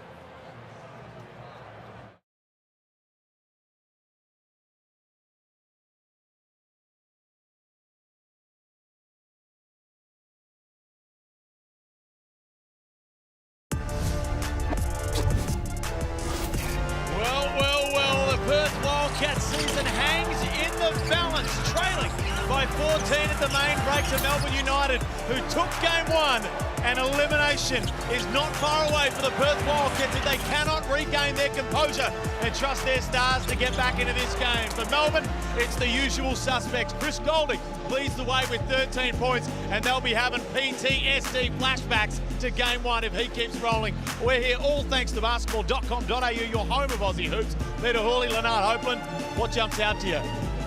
Well, it's a good start. I mean, here we see the coaches just trying to figure out what they have to do, right? Defense wins championships. That defense from the Perth Wildcats, especially in the first quarter, but really the whole first half, is just not going to cut it. They have to be more locked in. I thought John really could have called a timeout a lot earlier in the first quarter, and there was a stretch there in the second that I was screaming from the sideline, you got to call a timeout. There was breakdowns. I mean, we'll talk about Delhi. Delhi's just picking them apart right now. Getting assists, he's getting everybody involved, but that defense is just not going to win you a championship. Let me tell you something. Melbourne are in total control. From the get-go, they're in control. And it's guys like Marcus Leash, 5 for 6 from the field. Delhi, 8 rebounds, 10 assists. When you can come out and play like that and you're not your superstars, your regular guys can give you that kind of contribution, you're going to be in control. Well, it's dangerous signs with Chris Goulding. He's hit 3 from the outside. He was on 9 points at the first half of game one. He's now sitting on 13, so he's still paced to explode in the second half. They're going to have to lock themselves in and make sure that does not happen. That was the first three here of the game. That was wide open in transition, and we keep saying it, everyone was saying it. You've got to treat this man like Melbourne treat Bryce Cotton. You allow him to get a couple of good looks. He missed a couple of easy ones in the second quarter, but he did his damage in the first. You know how quickly he can heat up. He's been unbelievable, and again, they're going to have to stay locked in. You look at his Blackmore shot chart. Did all that damage really in the first quarter. It doesn't matter. He can be asleep for the next 18 minutes. It's only going to take 2 minutes for the game to bed.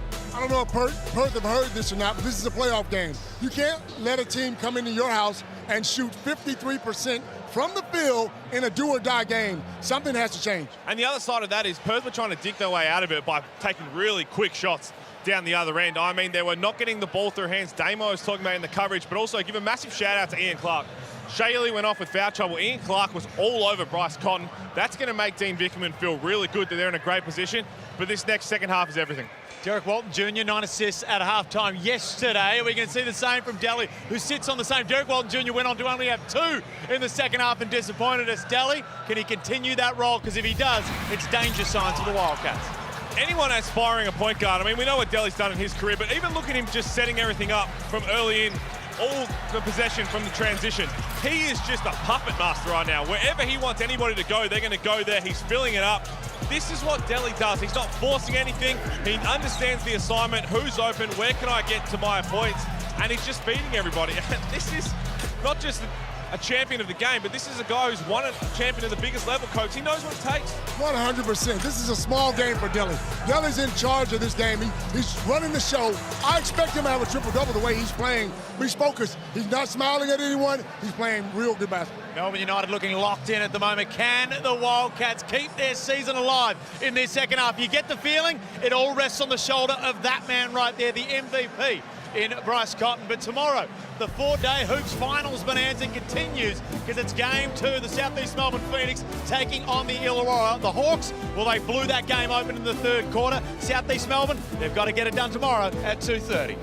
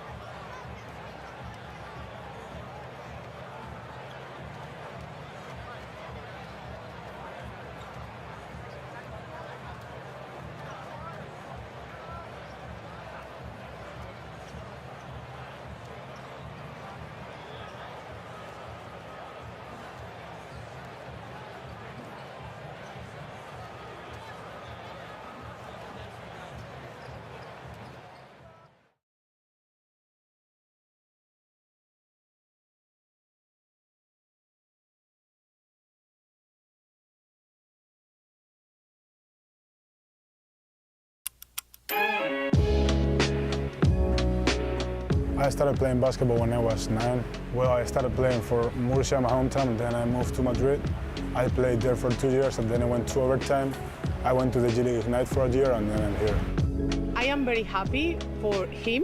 I am very proud. The King of Spain gave Ethan an award for sporting merit. My dream is to see Ethan play for the NBA.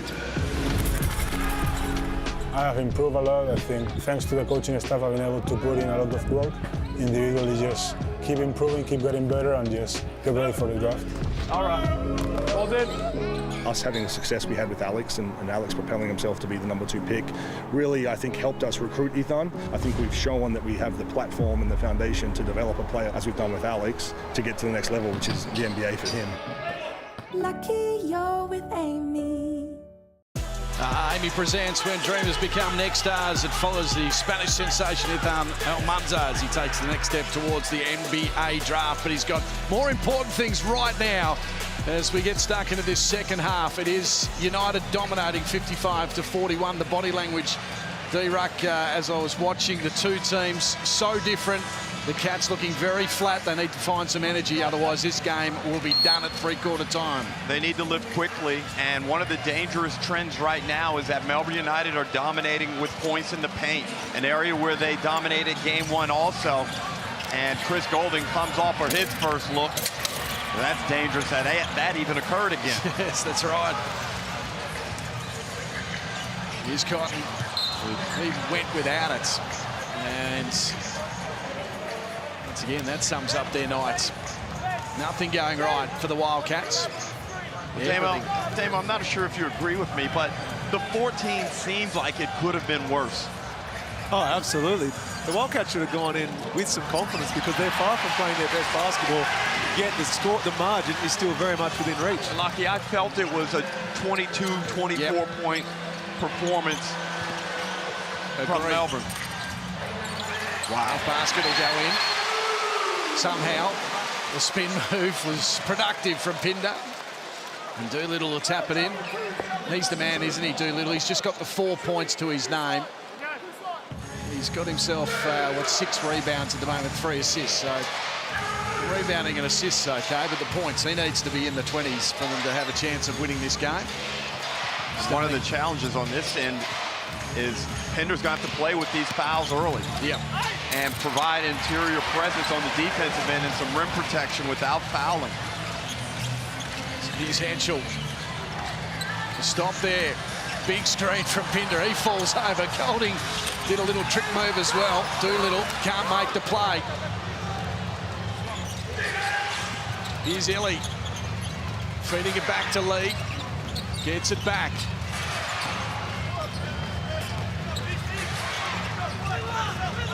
"12 points the margin. Shot clock to 7. Ellie showing some skills in off the glass. Did really well.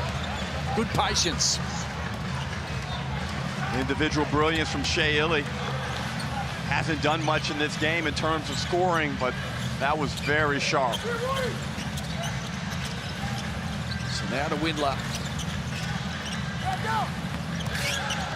Lots of body contact there. Steps back. Can't make it go. Doolittle trying to be strong underneath the hoop now and setting the example for his team. Up against White. White did really well. He stood his grounds and defended that one well. Forced him back on his back foot. And these are the ones Christian Doolittle had been hitting for the majority of the back end of the regular season, but so far in games 1 and game 2, they just haven't been falling. So that is a good look for Doolittle. I wanted to keep backing himself to drop the next one. Big screen set, Doolittle, a fumble again. You know, you wonder about nerves and the impact of Jack White. Easily gets to the hole, but Doolittle just hasn't looked confident at all in this game. He's been fumbly with the basketball, put up a couple of air balls, and then that last play just drops it. Keep going to Doolittle, though, on this occasion. Got to. Here's Henschel, and he passes it out. Oh, dear, it's ugly stuff right now, Damien Martin. Well, I butchered my attempt at a joke earlier about not reading each other's cues and not being on the same page. I'm not going to try and retell that story, but nothing has changed out there on the floor. They just aren't seeming to gel at this stage.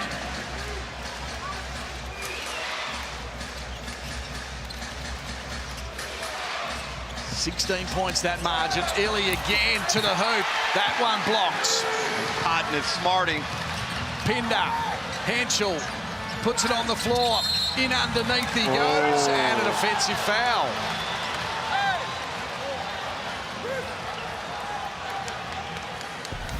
Just couldn't sneak around the defender. Well done by Dellavedova again. He is having a massive night. We spoke about the stat line. The 4 points, 8 rebounds, 10 assists. Throw in that defensive play as well, running the show. Man, he's a plus 21. And not only that, you know, the Perth Wildcats and Trevor Gleason benefited so much from having you out there on the floor, Damian, and it takes a burden off of the coaching staff. That's something that can't be measured. Golding, the three. That one's off. Here's Cotton. Reaching in was White. Illy will trap it on the break. Will score? No, he won't. A little bit of pressure from Windler. Cotton looking a little angry. Wagstaff hands it back to Cotton. Reaching in is White. Fans will go crazy because they want the fouls. Cotton can't make it go, and White will take the rebounds. Here's Delhi.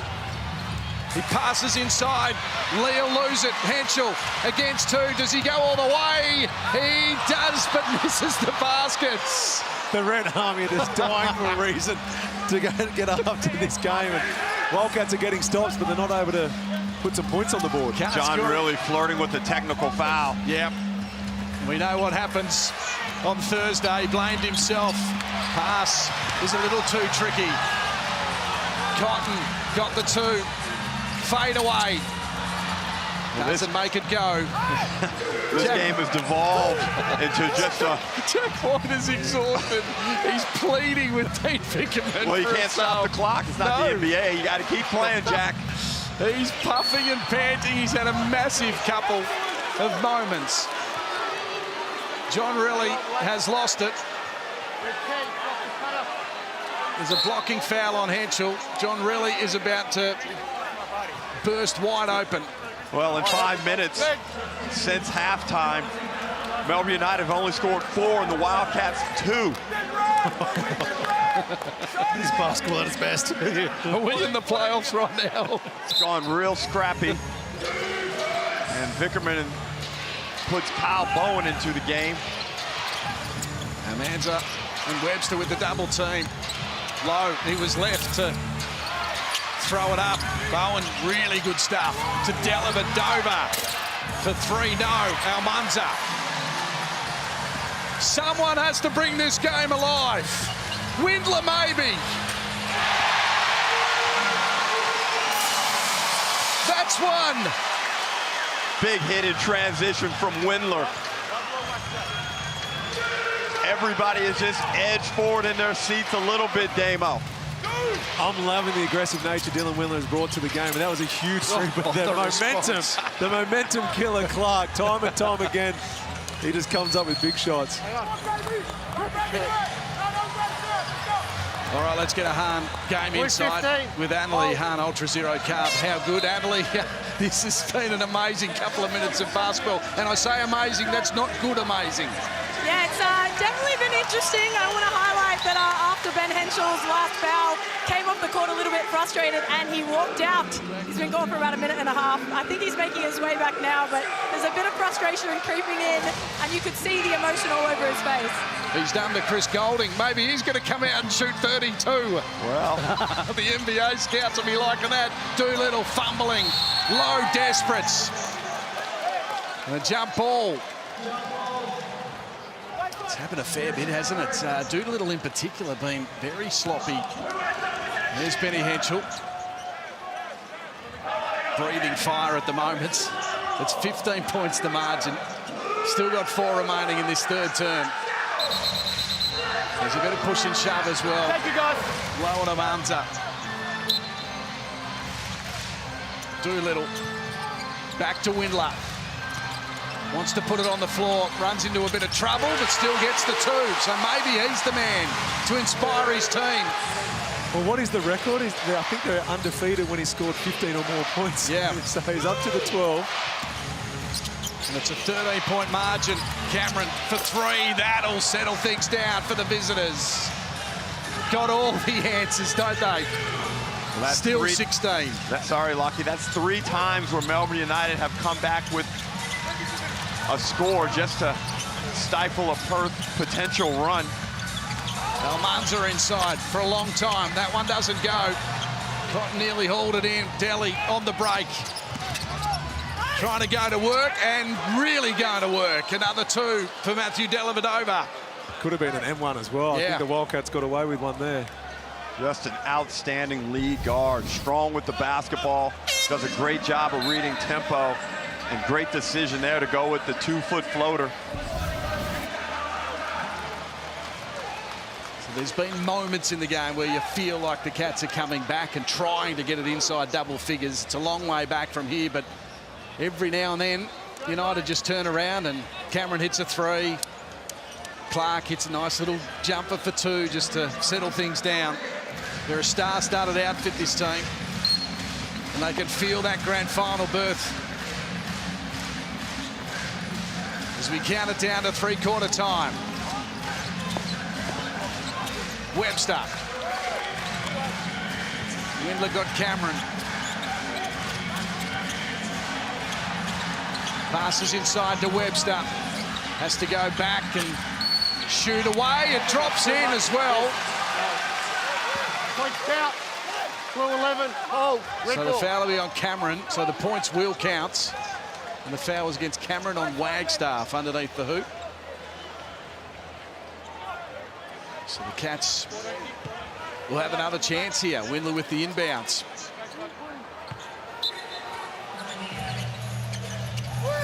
He looks to the corner. Webster. Everything has to go right now for the Cats. Windler, big board. Gives it to Bryce. Wants it back again. 9 on the shot clock. Sends it up. Windler again! Big 3. Makes it 13. And it gives us something to get excited about. Because, my goodness me, this third team's been a horror show from both teams. Well, Windler's taken the initiative, decided that Cotton is being played so heavily that someone has to find rhythm and try and ignite this offense. And he's done a really good job. 15 points. He's got Perth back with their nose in the game. I'm still not confident, but it's a game. Yeah, making it a sort of game. Here's Dean Bickham and Tangerine timeouts. Hey, it's about rebounding. It's about the 3-ball right now. Don't let Windler. We got to go over everything, drive him downhill into the traffic. Find Bryce on any own board right now. Hey, we're at Horns 4 right now. KB, get out of there. Silly, IC, Robbie, play that thing right now, Tanner. See me corner. So 53-63 is the score. Dylan Windler up to 15 out of the 4, I think it was, at halftime. We spoke about it, that he was maybe the one that needed to stand up. Delhi, of course, has got the 6 to his name. He has got the 11 assists and 8 rebounds, but his 6-point was his 1,000th in the NBL. So a nice little milestone for Matthew Dellavedova. The fans are on their feet. This is desperate times now for the home team. Little 2-3 zone.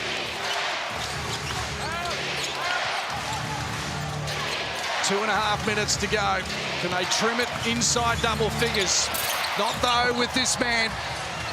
He is ice cool under pressure. That is so tough. That's an incredible play by Clark. Henschel. Windler.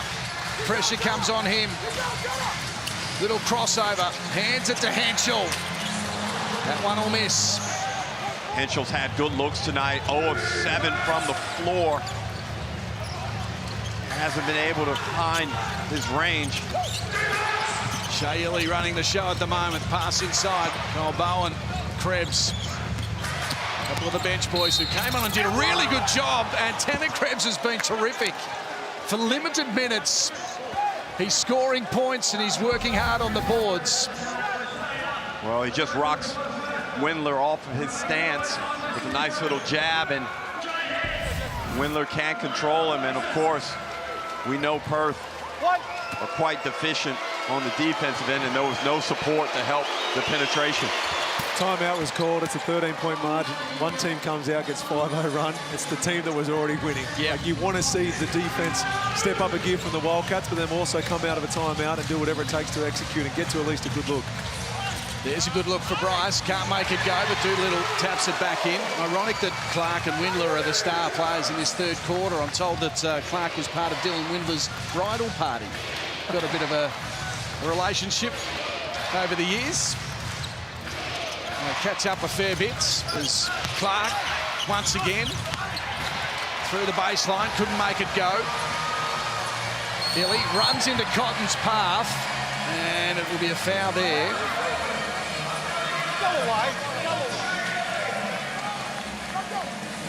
So that'll go on Shea Illy. It'll be a Wildcats ball.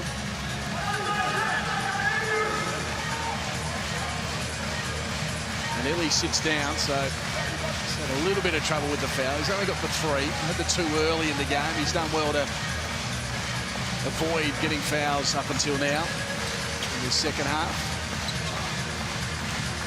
We'll have a rest and come back on for the third term. Doolittle wanted to hand it off to Cotton. Good pace from Doolittle, and the points, and he ends up in the box. He looks a little hurt too. That was a strong take on his left hand as they try and extract him from the expensive corporate seats here at RAC Arena.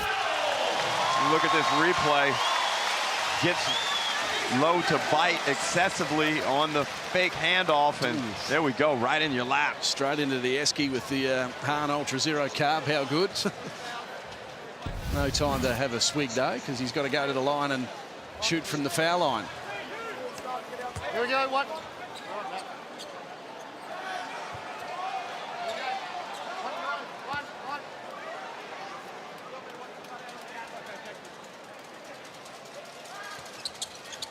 And he makes it go. Fans continue to stand, trying to provide some energy for their team in red. They've been dominated here tonight. Delhi has been one of the rulers. In off the glass he goes. Aggressive from Lee, kept it alive.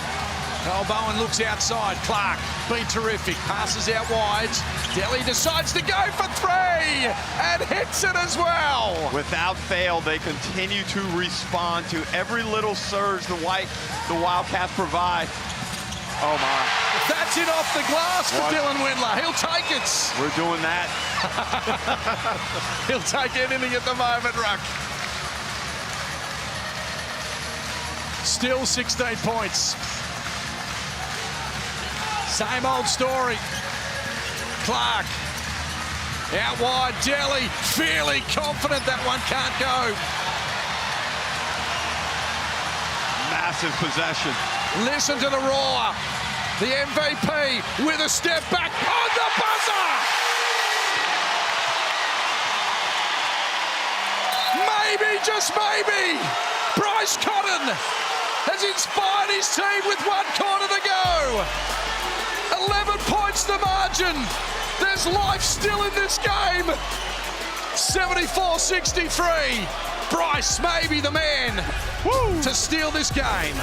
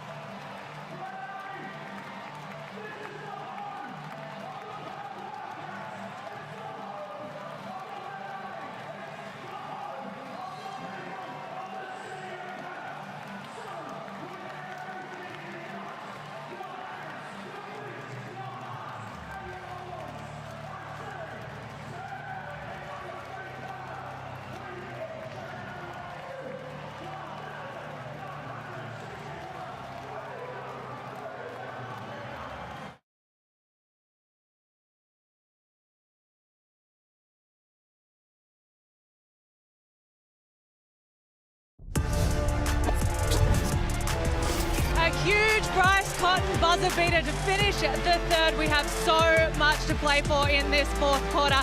It's game 2 of the playoffs here at RAC Arena. Melbourne United have dominated so far, but the margin is still only 11 points. Dean Vickerman has gone back to his starters. He wants to see a little bit more effort on the defensive end from his team. Annalie, what are Perth going to do? Well, to start off with, the Wildcats' most valuable six-man is absolutely roaring. The Red Army on their feet. It's so hard to hear anything right now.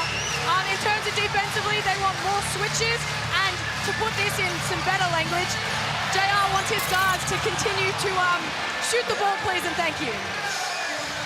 Good on you, Adelaide. Well, Jack White silenced him a touch. Big 3 to start the quarter. He's landed some massive shots. He's got the 13 points to his name. 3 or 4 from three-point land. Webster will respond at the other ends. Big hit, and with Chris Goulding back out there on the floor, Damo, he only played 5 minutes in that third quarter. Yeah. Well, we saw that he had a bit of frustration at the end of the first half, but we've also seen that with frustration, he can come out and produce. So it doesn't matter how few minutes he had in that third, you still can't take anything for granted as a defender if you've got Goulding beside you. On the break, Webster, will he take on Goulding? He does! Drawing the foul as well. Ty Webster is tying one on right now. Well, this Red Army will never let its team down. They've continued to provide energy. Ty Webster gives a little bit back right there in transition.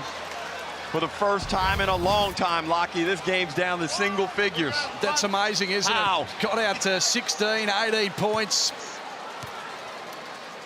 And now with 8:54 remaining, we're at 8 points, Ruck. This star-studded outfit for Melbourne United, what have they got to respond? They might just go to this man or look for Goulding. The pass to Lee. Goulding's hovering. He wants it. He wants to shoot. He couldn't make it go. He says to Lee, give it back to me. And they'll reset. 7 on the shot clock. Illy, little shake and bake. Draws the body contact, can't make it go. All the momentum with Perth now and in the hands of their star. Doolittle wants to give it back to him. Oh, Illy's stolen it out of his hands. Then he drives to the basket. Had to foul on that occasion. He did pretty well in the end just to avoid the and one. And again, because Doolittle isn't playing with a lot of confidence tonight, he's tentative in that dribble handoff or that take situation. He should have squared up once he realized Cotton wasn't available initially. And that's the difference between, say, seeing a Doolittle out there versus Jesse Wagstaff out there. Jesse's initial reaction to seeing Bryce getting the ball in transitions, I'm going to go set him an early on ball as quickly as I can, whereas Doolittle wanted to kind of spread the floor a little bit, get into that two-man game. Illy drops the first, eases the pressure a touch. Rolaki in that third quarter. Perth's defense elevated. They held United to only 21. And with their offense being a little bit more rejuvenated, they worked themselves back into striking distance. And looks like they got a little bit more pop. Yeah, they certainly do. Webster. Passes inside. Doolittle underneath with a slam. Damo in that third quarter was moments like this where Melbourne United came up with big buckets. Yep.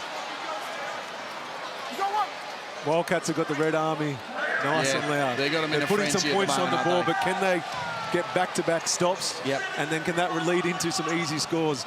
It's 8 points right now, but this Red Army's ready to explode. There was a game earlier this year, Melbourne came to town, and Perth did get on a roll, but Melbourne were good enough through Delhi in particular to hold them off. It was an incredible individual performance the last 5 minutes. So they have the experienced players, but this crowd does have an influence. Mark my words, they inspire this team. Goulding was fouled. I don't think that was a foul. Dylan We're going to have a Windler look at it. First contact. feels he got a piece of it cleanly. Damo. The shirt grab was the foul. So Golding looks like he's going to the line, and we're going to have a coach's challenge. I think he... Hang on, let me I know they didn't call the foul, the shirt grab. There was a foul there early, and I do think he gets him on the hand late as well. Okay, 8 points is the margin. Coach's challenge, we wait to see, because this is a crucial one. Golding will go to the line for 3 shots. If it's unsuccessful, and once again, it'd be out to double figures. We'll have a quick look at it. Get your thoughts, Ruck. We'll stay with you on this one. Well, Damo, that's what you're referring to right there. That could be almost unsportsmanlike. Unfortunately, we can't look at that right there. Golding does a good job of selling and acting, but is there any significant contact on the shot? Challenge successful. That's wow, massive. that is, it didn't take long as well. I'm one of 2. Let's go to Scott Butler to check in. Scotty, that didn't take you long. How many angles did you have? I only needed 1 angle, actually. It's pretty clear that's a block shot, first off. Went through the process just to make sure there was no other contact on the play. There's not clean block shot by the defender there. Well, there you go. Thank you, Scotty. That is a real game changer, or could be a game changer, couldn't it? Well, in particular, if the Wildcats get possession off of this tip now. You said you would see me. You didn't come and see me. So here we go. 8 points, 7.5 minutes remaining. Game 2. What? United win, they're through to a grand final. Perth win. We're off to game 3. In Melbourne on Tuesday. Damo, considering the importance of this tip, why is Doolittle not in there? Delhi kept it in play. Windler puts it on the floor. Webster will slow it down to Doolittle. Windler in the corner. My goodness me!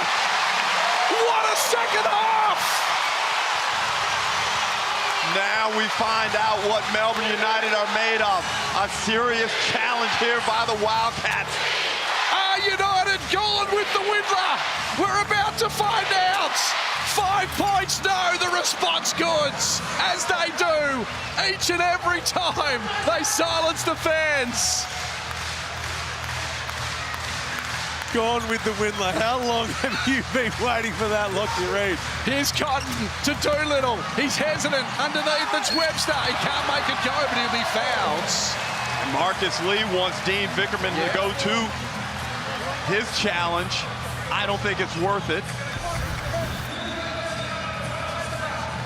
Let's go to Kelsey Harmgain inside, of course. Hard Ultra Zero Carb. How good? Kels, take it away. Well, guys, we're on Dally Watch at the moment. We're on triple-double watch, and we're on watch to see if he can equal the record for assists this NBL 25 season. Kendrick Davis has 13. Dally has 12 at the moment. He's got 11 points, 8 rebounds, and 12 assists. Been an unbelievable game, Kels, no doubt about that. He's a free agent, so he's making a statement. The ball kept in play. Doolittle wants to give it to Bryce. Finds Doolittle. This is big. At some point, it had to happen. Doolittle found his range from 3. We see the Amy replay from Cotton to Doolittle. Big time 3. Man, listen to this crowd.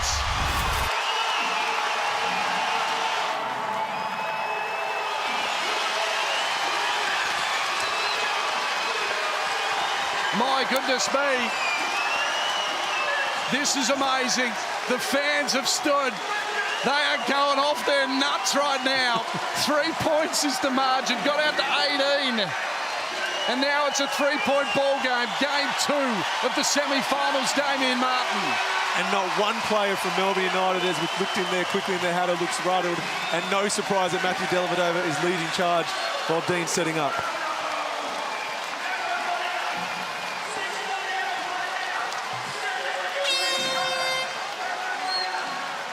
So 3 points the margin, 81-78 is the score. And if you think this game is a goodie, we've got more to come.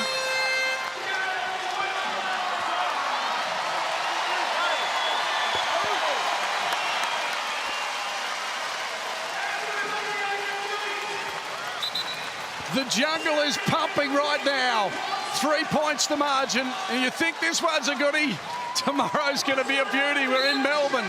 The Phoenix up against the Hawks. It's going to be a ripper. Make sure you catch all the pre-game action as well. Felix, Go Tools, they'll be there. They're on the Midnight Horror. Thanks to basketball.com.au. Back to the action here. Delhi, been superb. In the key goes Golding, sending it from a long way. Doesn't make it go. Windler. Another rebound. Cotton, what's he got? Doolittle had plenty of time. Decides to take on Lee to Webster. The pass inside, they'll reset again. Cotton. No offensive foul on Doolittle. He is so hesitant, isn't he? I know he hit the big three to draw it to 3, but he had time there to hit another three. Got him come off and be aggressive. He should have shot that one on the catch. Turned it down, and then it really disrupted the flow of the rest of the possession. Here's Annalie. You've been listening in. Who'd you listen in to, Annalie? I was listening to JR, and he was saying that he wants to make United second-guess themselves offensively a little bit. So to play a bit of cat and mouse, to look like you're going and then run away, to try and get in their heads a little bit. Well, they've certainly done a good job defensively in the second half, the Perth Wildcats. They've held Melbourne United to only 26 points. And that's fantastic considering the 55 United put up in the first half. 3 points. Ian Clark to Golding. All the big guns are here at RAC Arena. White out wide, Delhi. Inside the key he goes. Short jumper, doesn't go. Dylan Windley is everywhere. That's 3 consecutive rebounding opportunities. He's had a deflection and helped the Wildcats come up with the ball. Into the corner they go to that man. Henschel got the match up on Cotton. He's lost control. There's going to be a foul. So Henschel will go to the line. Dylan Windley is just, he is amped. Yeah. Good job here by Henschel. He's a live body. He's electric. He gets on his right hand. He knows what to do with it. But perhaps a scheme change here with that initial screen. Instead of having Doolittle be the screener, how about bringing Windler up so he becomes the free popper?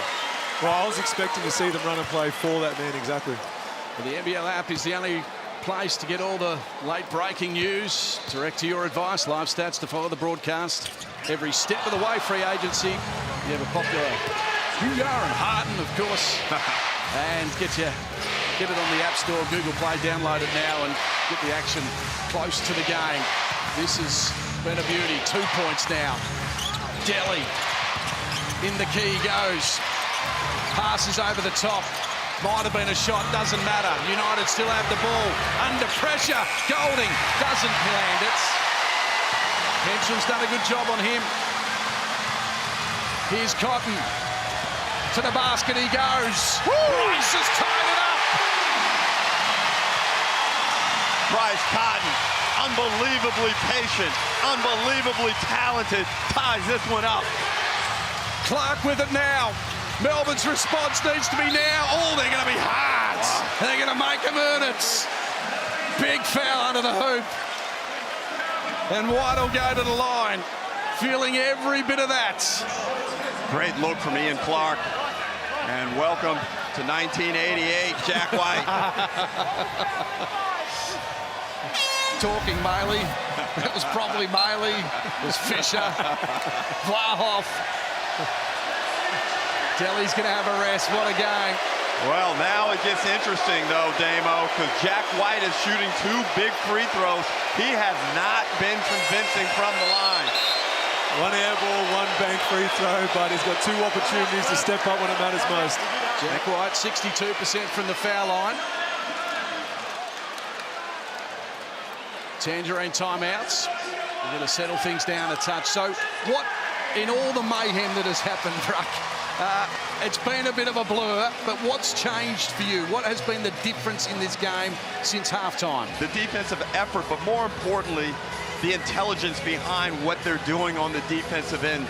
Damian, and I believe that and being able to clear the glass and get out and reduce Melbourne United's second chance opportunities has been vital. Damo, Dylan Windler has been superb. 21 points, also doing it on the defensive end. Rebounding, assists. He's got 7 rebounds, 4 assists. It's been a rock-solid performance. He had 4 at half-time. And energy. The energy was not there. It was missing for parts of this game. Instead, he's almost put the whole team on his coattails and saying, hey, guys, I'm going to energize this team both at the defensive end with my rebounds and, as we've seen now, with the scoring. And we said before the game that there was space for him to have an impact, given how we thought Melbourne United were going to play defensively against Bryce Cotton, and he's taking advantage. You can't sit back and hope good things happen for you all the time. Sometimes you got to go out and make it happen. Good old Felix is watching on. He's loving all the action over there in the corner. Got the pre-game tomorrow. He's got the Midnight Horror, but he might just, I reckon, sneak out to a little bit of a nightclub just before that. Wow. It feels like a bit of a nightclub right now inside this arena. Jack White to the line. He's missed the first. He doesn't have his tempo. His routine has been disjointed. And it gets really tough to knock down free throws when you're not feeling it. And was that a timeout from John, really? Yeah. Because that was a smart timeout, to put that little bit of extra pressure in. Missed them both, already given away burgers. Kelsey, you're listening and doing Vickerman for Han Insight. Let's have a listen to you. I was. Can I just say that there's not a single person sitting down in here? Wow! Dylan Windler! Sorry, Kels! He's landed another big blow in the corner! Illy to Clark, top of the key. Good ball movement from Melbourne. In they go. White misses the dunk. No, he'll be fouled. And he'll go to the line again. Great offensive set from Melbourne United to stay composed and get a good dunk opportunity. But Windler, oh my, feeling it right now. 24 big ones, 6 of 7 from the three-point line. Well, we spoke about getting Christian Doolittle more involved in those on-ball situations. Melbourne haven't quite figured it out yet. He got an early grab with Bryce, led to the 3. Then we see that one makes the extra pass, another open 3. Time in front for the Wildcats, 19 seconds. White. Oh, wow. What? Damo, I don't remember someone struggling with the distance as badly as we're seeing right now. Don't look at me. No, I shot a lot of air ball free but Damo, that almost hit above the square.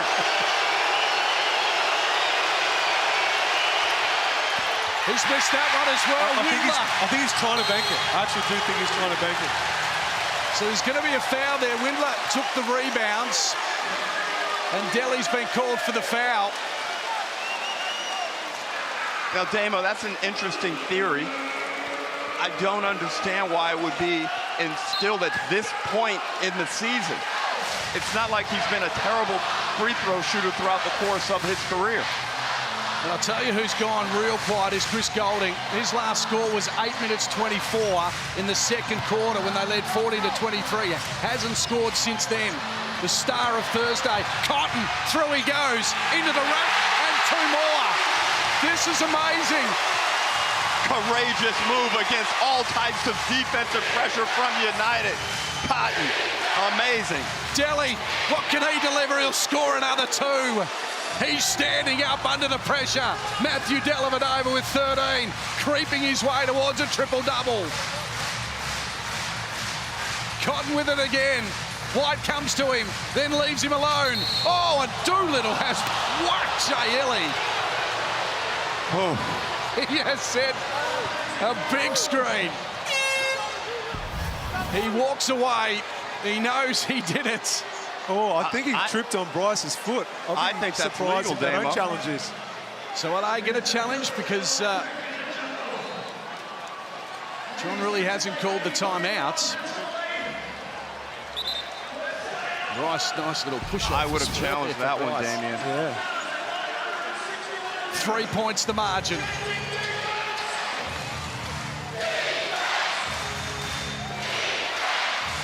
Oh, gave us a chance to catch our breath. I'm glad I'm wearing a jacket. Covering up those sweat. Here we go again. Delhi finding his way to the hoop. That time doesn't go, and Webster, it'll be off his hand, so it'll still be a United ball.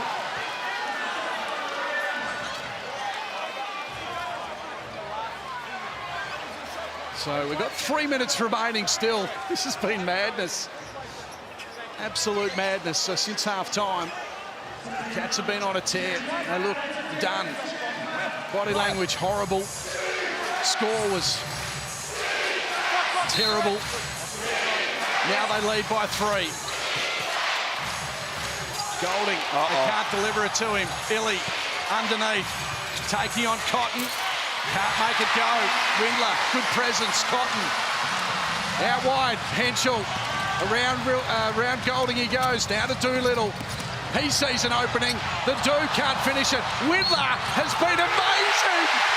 He's fouled and scores another 2. The pride of a professional, Dylan Windler, getting it done when the Cats needed it most.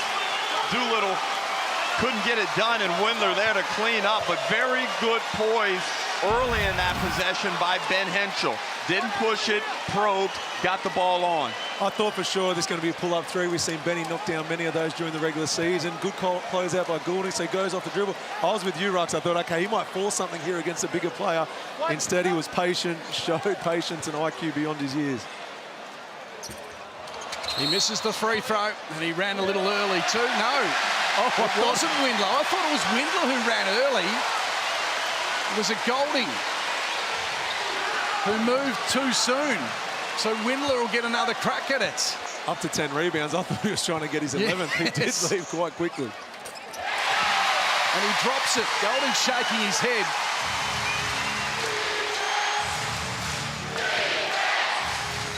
We're counting it down now, 2.5 to go. Cats by 6.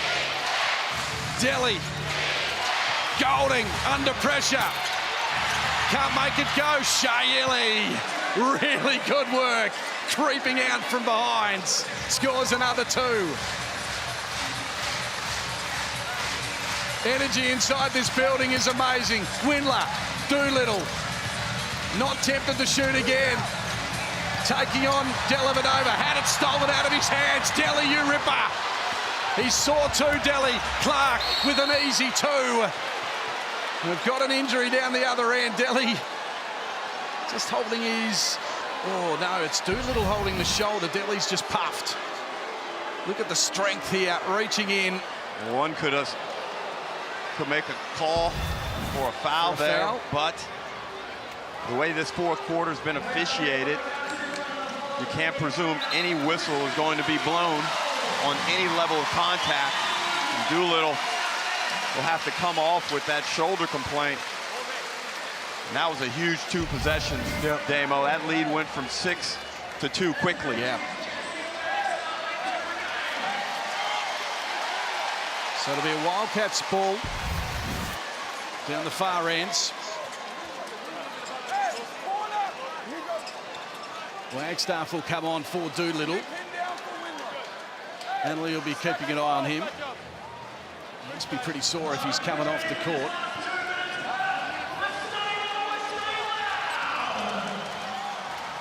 So 2 points that margin, 2 minutes remaining. We're counting it all the way down. Game 2, semi-final series. United win, they're through to the grand final. Wildcats win, it's game 3 in Melbourne. Cotton working on Illy, can't make the shot go. United with a chance to either take the lead or tie it all up. Defense good from Henschel. Webster and Dellavedova. Delhi sees an opening, pushes away, and offensive foul. He did push away. You could see the elbow lift up, trying to make the contact. We'll take a look. Amy replay.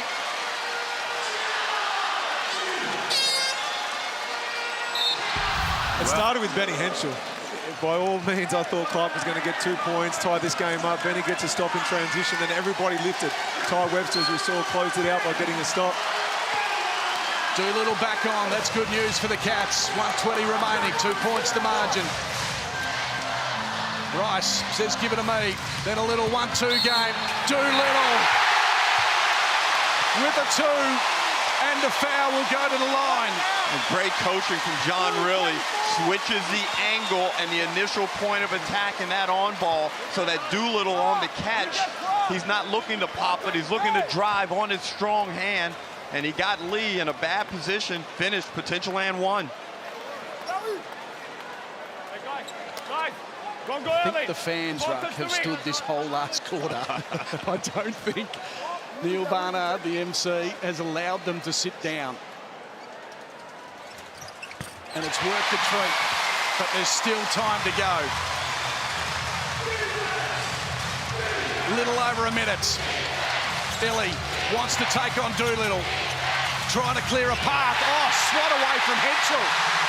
Cotton on the break. Reaching foul in there from Clark. Benny Henschel. Cotton's got 2. Benny Henschel, he cracked it. He went out the back, did the Chris Goulding. He's come back, and he hasn't put the points on the board, but defensively been very, very good. Been just as important. He's been special in this second half, in particular the defensive end, absolutely contesting anything Chris is trying to apply when it comes to scoring a three-pointer. Well done, Benny Henschel. And Goulding is 5 of 16, including 3 of 13 from the 3. As I said, hasn't scored since that 8-minute mark of the second quarter.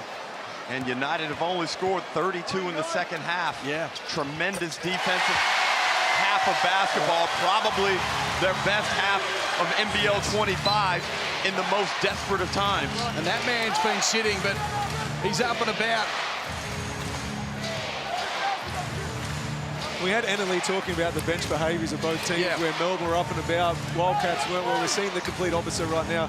KP hasn't been a big factor in this second half, but he's supporting his teammates because right now they've got the 5 guys playing the right way, which is resulting in this comeback and now a lead. Out to 7. United need to respond. Here's Goulding. He got free. Doesn't go. Came off the hands of Windler. Desperation from Goulding. Little foul from behind. Jay Illy. They'll look at this one, Lockie. They will look at it. Listen to this crowd erupt. A normal foul. A normal foul it'll be. A potential unsportsmanlike, unnecessary contact. Well, no, they're chatting about it, so just checking whether it'll be the unsportsmanlike, reaching around from behind. He's still got Dellavedova ahead of him. It's definitely a foul, but I don't want to see this one updated. Let them play. Well, if it is a foul, which it will be, it'll be his 5th anyway. He's off the court. The Wildcats are shooting free throws regardless because they're in the bonus, but I don't think that is their possession back. So Illy sits with 5 fouls. He got 2 early in the game, and then the 3 others have come since late in the 3rd term. There's no doubt he's the next Damien Martin. He's waiting, isn't he? I mean, he's just a superb defender, done a great job on this man. Cotton's just got the 16, so it's been a bit of a team effort, though. Clark's sized up on Bryce a fair bit.